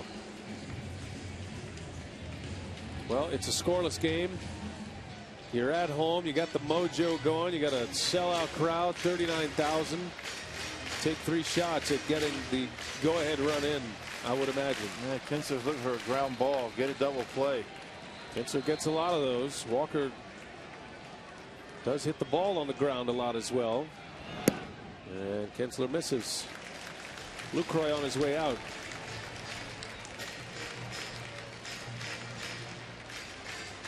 And Rick Kranitz is going to join him. Brewers pitching coach.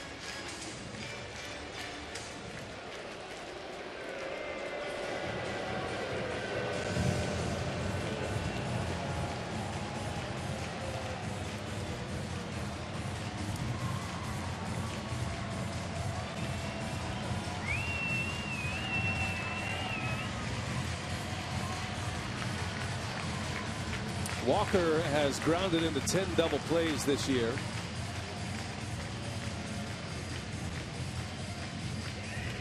The guy coming up next, Russell Martin, has the most double plays grounded into among the Pirates. He's also the most clutch of the Pirates as well. You'd hate to see him up there with a chance to do damage again. He had the 3-run homer that proved to be the game winner last night. 2 on, nobody out. Kinsler delivers and a little tapper to the mound. Kinsler's only play is on Walker, so it works just like a bunt. Both runners advance, and decision time here for Jerry Narron with Russell Martin coming up. Well, the guy on deck is very difficult to double up. But I don't see you allowing Russell Martin to beat you here. You got to leave it up to Marte and Davis. Wasting no time. They will walk him. Forcing Kinsler to be throwing strikes to Starling Marte.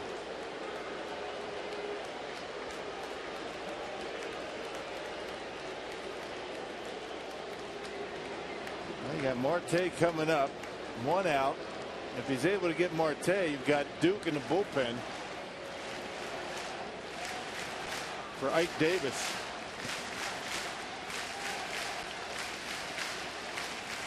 So Martin will reach.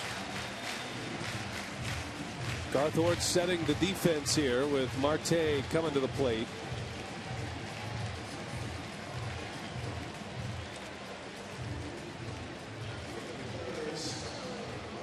Got to be heads up for a squeeze bunt in a spot like this as well, although you do have a force at the plate.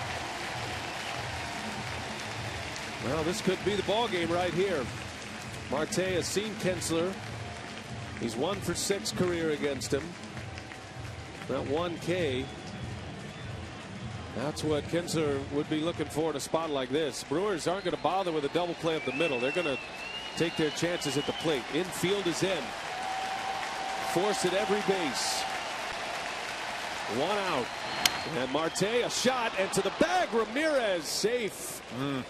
Good base running there by d'Arnaud. Otherwise, this inning is over. Yep, 1 false step toward home plate, and he's doubled off.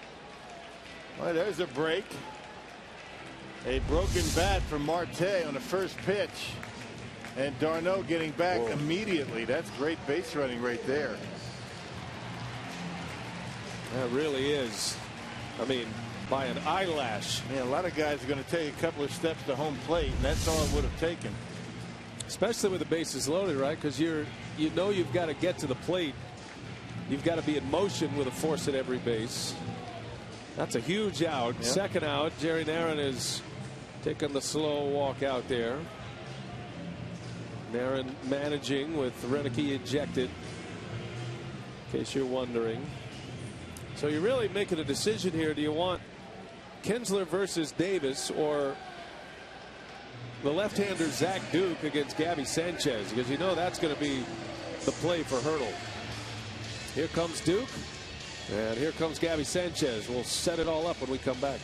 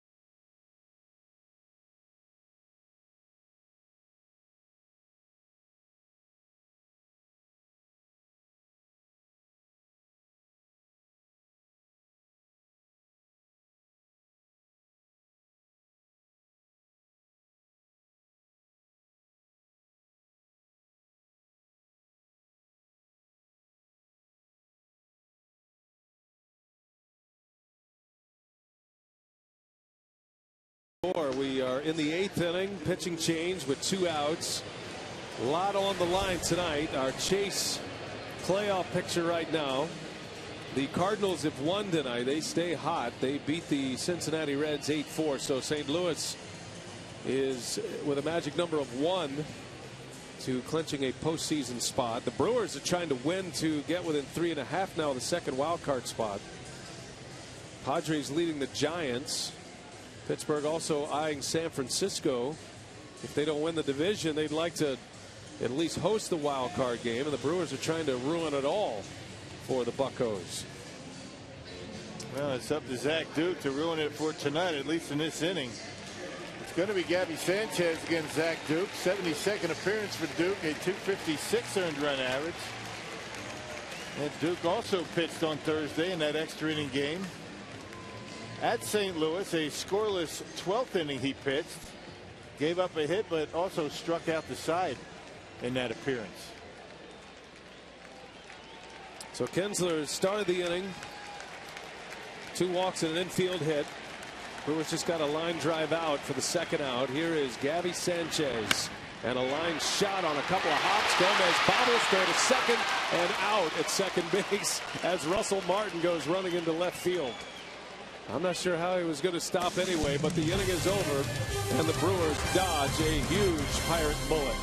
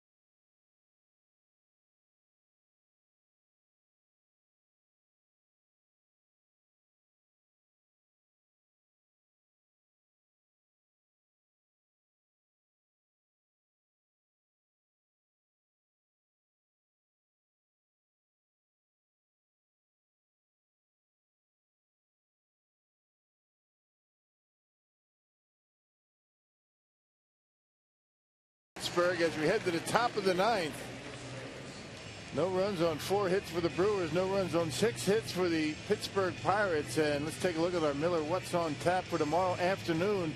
12:30 start Central Time here at PNC Park. Willie Peralta gunning for his 17th win. He's 16-10 and a .370 earned run average. Vance Worley, he's going to get a start. Charlie Morton not able to go. His season might be done. So Worley, who's already lost to the Brewers this year, makes a start.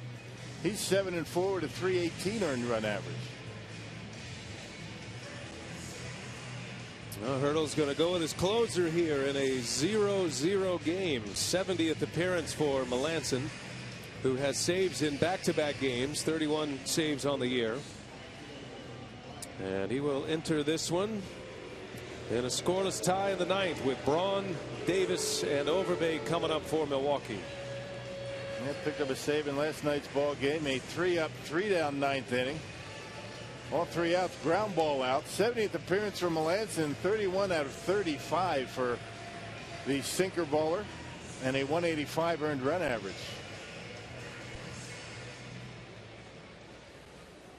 Gabby Sanchez stays in to play first. After the ground ball that ended the bottom of the 8th, Pirates had the bases loaded with 1 out and cannot score. Been that kind of night. 3rd straight day for Melanson. 4th appearance in his last 5 days.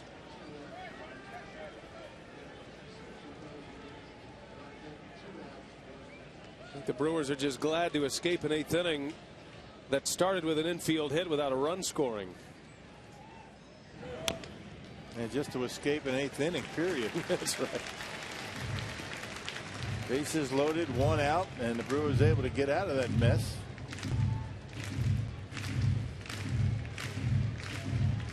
Little soft liner by Marte, and then a hard hit ground ball to short by Sanchez to end the inning.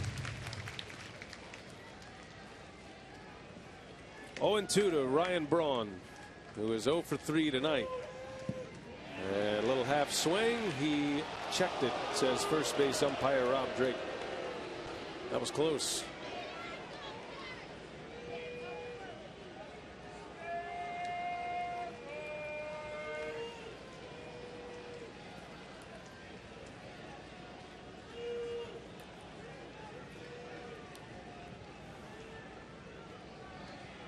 Braun had a late home run, a couple of them earlier this year in April here in Pittsburgh.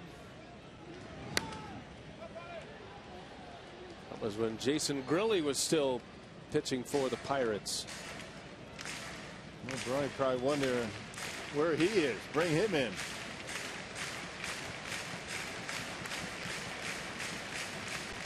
He's with the Angels now, Ryan. The division champion Angels. 1-2 on the way. Braun on the ground, pulls it through the hole, a base hit. And Ryan with an aggressive turn. A leadoff single from Ryan Braun, and the Brewers put the go-ahead run on. Be able to wait back on an off-speed pitch that Melanson left up in the strike zone. There it is, the slider, and Braun with that big long bat able to hook it into left field. Just waited back just long enough to get the barrel of the bat on it. Pinch hitter Elian Herrera will hit for Davis, likely up there to bunt.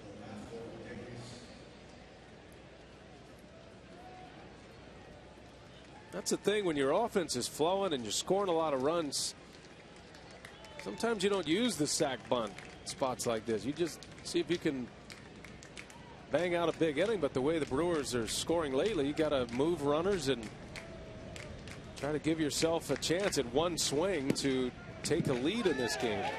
There's a strike to Herrera, and now we're getting something from the Brewers dugout as Marty Foster rips his mask off and yells back. Not sure who the culprit was. Could have been anybody. I think the Brewer dugout thought that pitch was high, and it was. Made to look worse with Martin standing up back there too. Herrera bunts through that one. 0-2 the count. Brewers failed on a bunt attempt in the 7th inning with Hector Gomez. Next batter grounded into a double play. Gerardo Parra. Herrera has been a good bunter. That's why he's up there right now. Bunts for a lot of hits. Kind of a hallmark for him when you talk about the things he does well.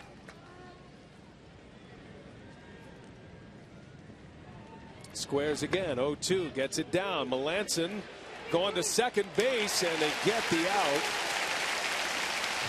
He hesitated for a second, but still able to throw a strike to second base and get the out. I thought once he double clutched, he was going to go to first. But able to get Braun at second base just by an eyelash.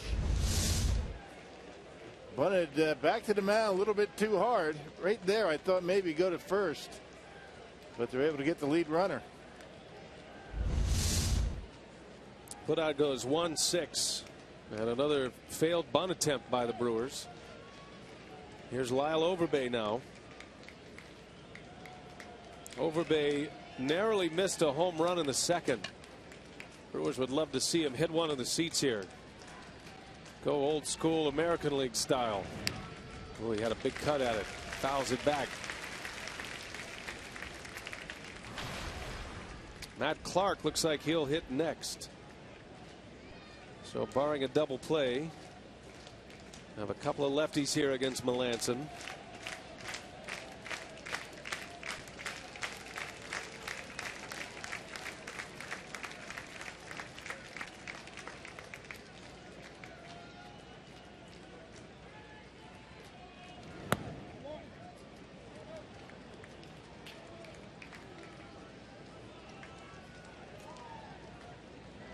Melanson, one of those closers that are pretty quick to home plate. Ordinarily, closers take a while to get rid of it. You can run on them, but that's not the case with Melanson. Plus, you have the Russell Martin effect behind home plate. So you figure Herrera not going to steal a base, or at least try. 1-2 to Overbay. Elian Herrera does have good speed at first. Cardinals have their, or rather the Pirates have their outfield deep here, trying to cut off an extra base hit. But if Overbay, who is at his best when he drives the ball into the opposite field gap, if he does send one out there and can get it between those very fast outfielders, Herrera would have a good chance to score. 1-2, and Overbay stays alive.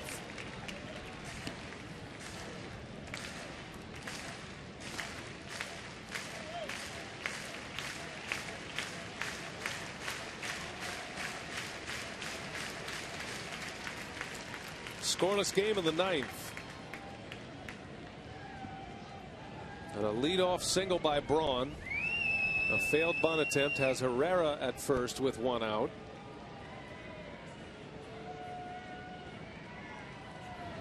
Overbay bouncing ball over the head of Sanchez down the right field line. Herrera on his way to third. That'll be a double for Lyle Overbay.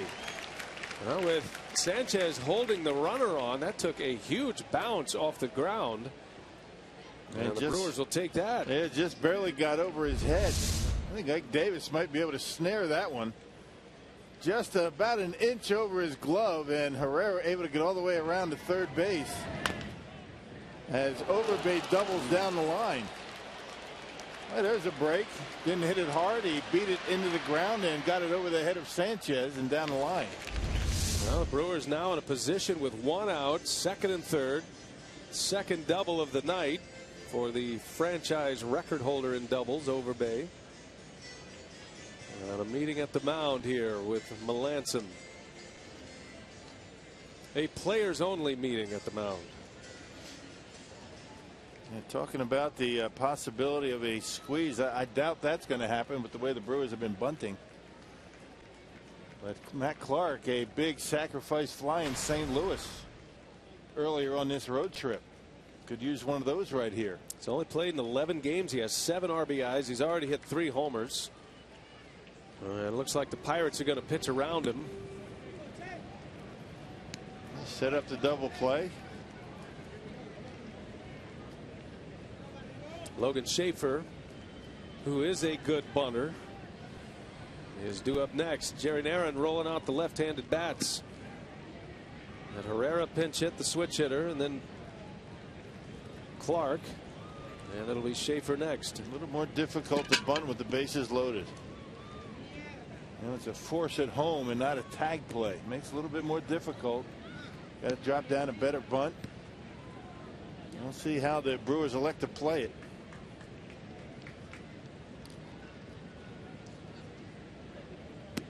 I'm with you, though. The mentality here, you know, it's one thing to try to squeeze a run in or do what you can to get one run in and take the lead, but it's 1 out, bases loaded. You could put up a big number here, a big inning. Yeah. Against Melanson. And how comfortable are you in the fact that you're going to be able to get the bunt down? Yeah, I agree. It's kind of the way it's going. I'll see if Schaefer is up for it here. Bases loaded, 1 out. The Pirates have very strong arms, all 3 spots. The strongest is in right, but it's close with Polanco and Marte. Both have cannons. Logan Schaefer has never faced Melanson. This is his first at bat. Scoreless game, 1 out. Big spot for Schaefer. And a swing and a miss. It's Melanson's best pitch, and he put it in a perfect spot. Got that good 2-seam fastball, 91, 92 miles an hour. And Logan's got to try and get one up in the strike zone early in the count here.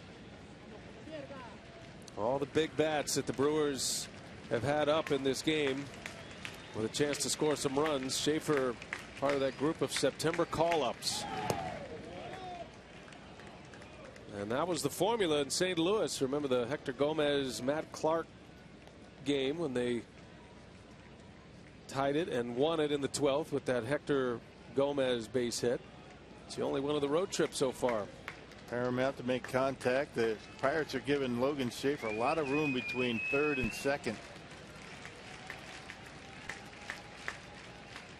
1 ball, 1 strike. Melanson deals. Schaefer in the air, left field. And here's Marte the catch. Here comes Herrera. Throw to the plate, and Herrera is safe. And the Brewers take the lead on a sacrifice fly by Schaefer. Man, not a very good throw by Marte, was it? He spiked it into the ground. I'm kind of surprised at the throw from Marte. He's got a great arm out there. Logan Schaefer able to lift it far enough. They had the right guy running. Ilian Herrera, look at the throw. Hits the ground and just dies in the grass. That's not a very good throw. Herrera scores the go-ahead run. Gomez was right there directing the slide. And Logan Schaefer comes through in a big way. Now we'll see if Gomez can add to it.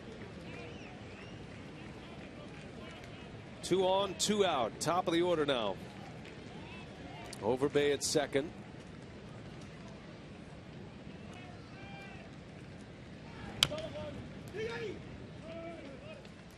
This is about as quiet as 39,000 people can be. And that's the way you want them. Feels like a putt on the 72nd hole at Augusta. It is silent here. What a difference. I mean, he had the bases loaded, 1 out, not able to score. The Brewers did the same, but able to play the run. They're stunned here in the ballpark. A couple of slow runners on the bases for the Brewers.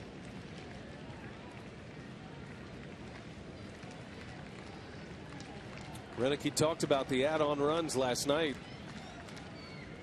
Could use one here, 1 or 2.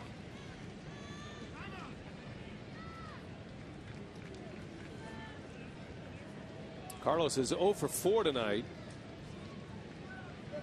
Tried to bunt his way on in the 8th. And bunted it on a line right to Harrison.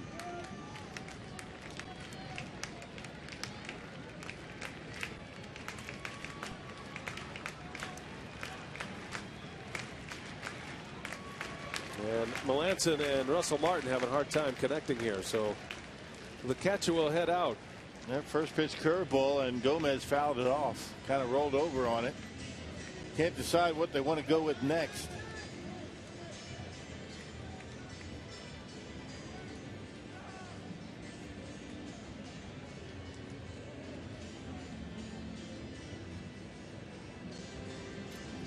Looks like we're going to have a pinch runner here. That's why the delay. So with Overbay at second, Gene Segura is going to run.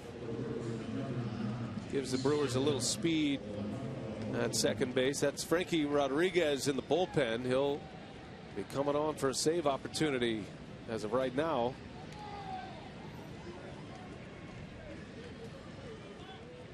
So Segura running at second. Clark still at first. Gomez in an 0-1 count.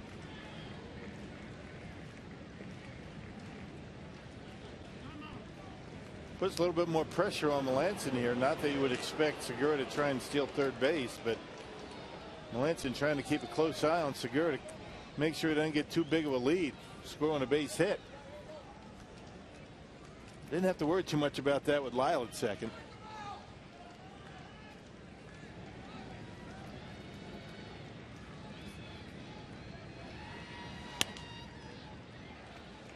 Oh, and 2 to Gomez.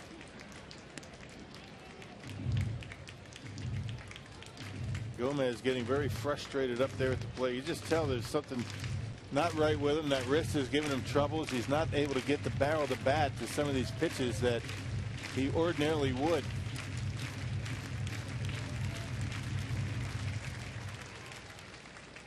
Oh, and 2. Gomez trying to add to the lead. The Brewers have taken the lead here in the 9th. Melanson delivers, and a foul ball. A little half swing by Carlos. When you think about this inning, Braun started it with a single. Brewers couldn't get a bunt down. They did get a bunt down, but it ended up as an out at second. That put Herrera at first base. And then the key play in the game, the key moment, was the Overbay double. He hit it right into the ground, and it bounced over Sanchez's head at first. Schaefer with the sacrifice fly. 0-2 to Gomez. And down he goes. And that will retire the side. But the Brewers score. K-Rod coming on for the save. They lead 1-0 thanks to Logan Schaefer. A sacrifice fly. He'll take them any way they can get him. Brewers up 1-0 as we go to the bottom of the 9th in Pittsburgh.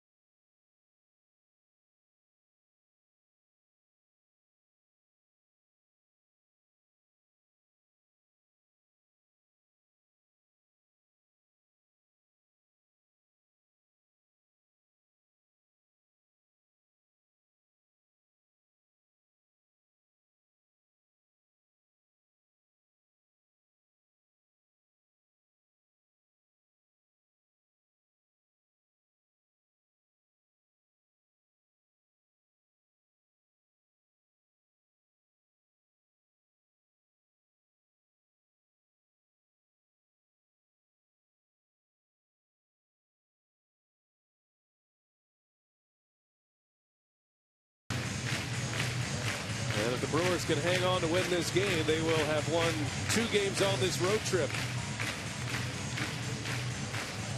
beat the Cardinals in the opener. Sac fly tied that game. Mark Reynolds will stay in the game to play first.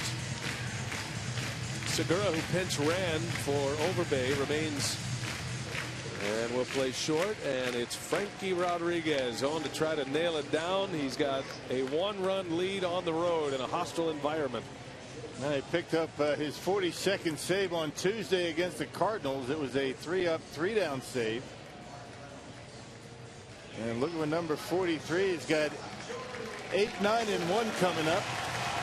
Our Columbia St. Mary's save tracker, number 42, for K-Rod. Cardinals have won tonight.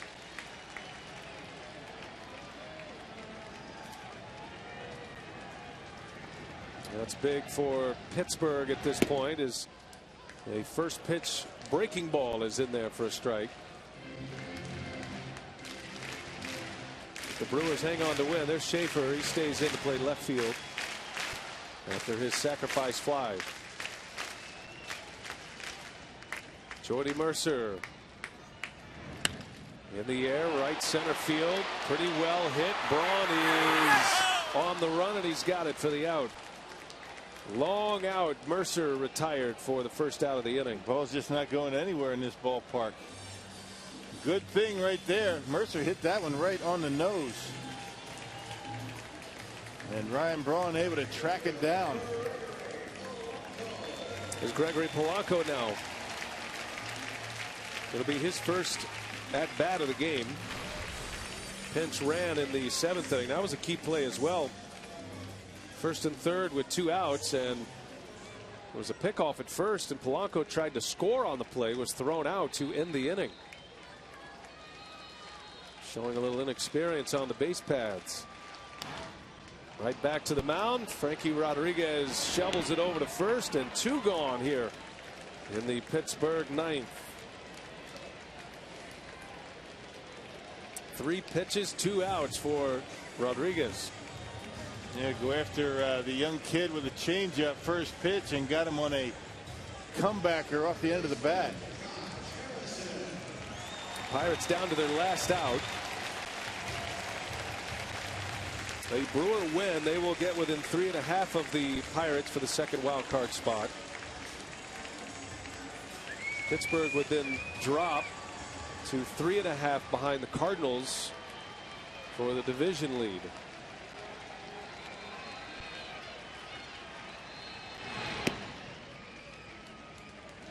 Top of the Pittsburgh order. Harrison singled with 2 strikes his last time up. He is 1 for 4 tonight.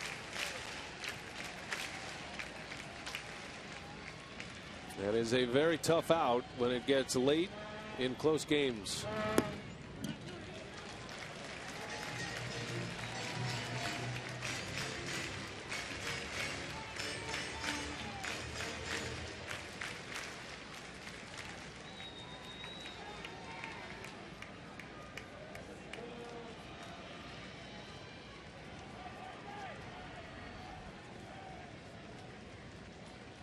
Rodriguez tied for 3rd in the league in saves.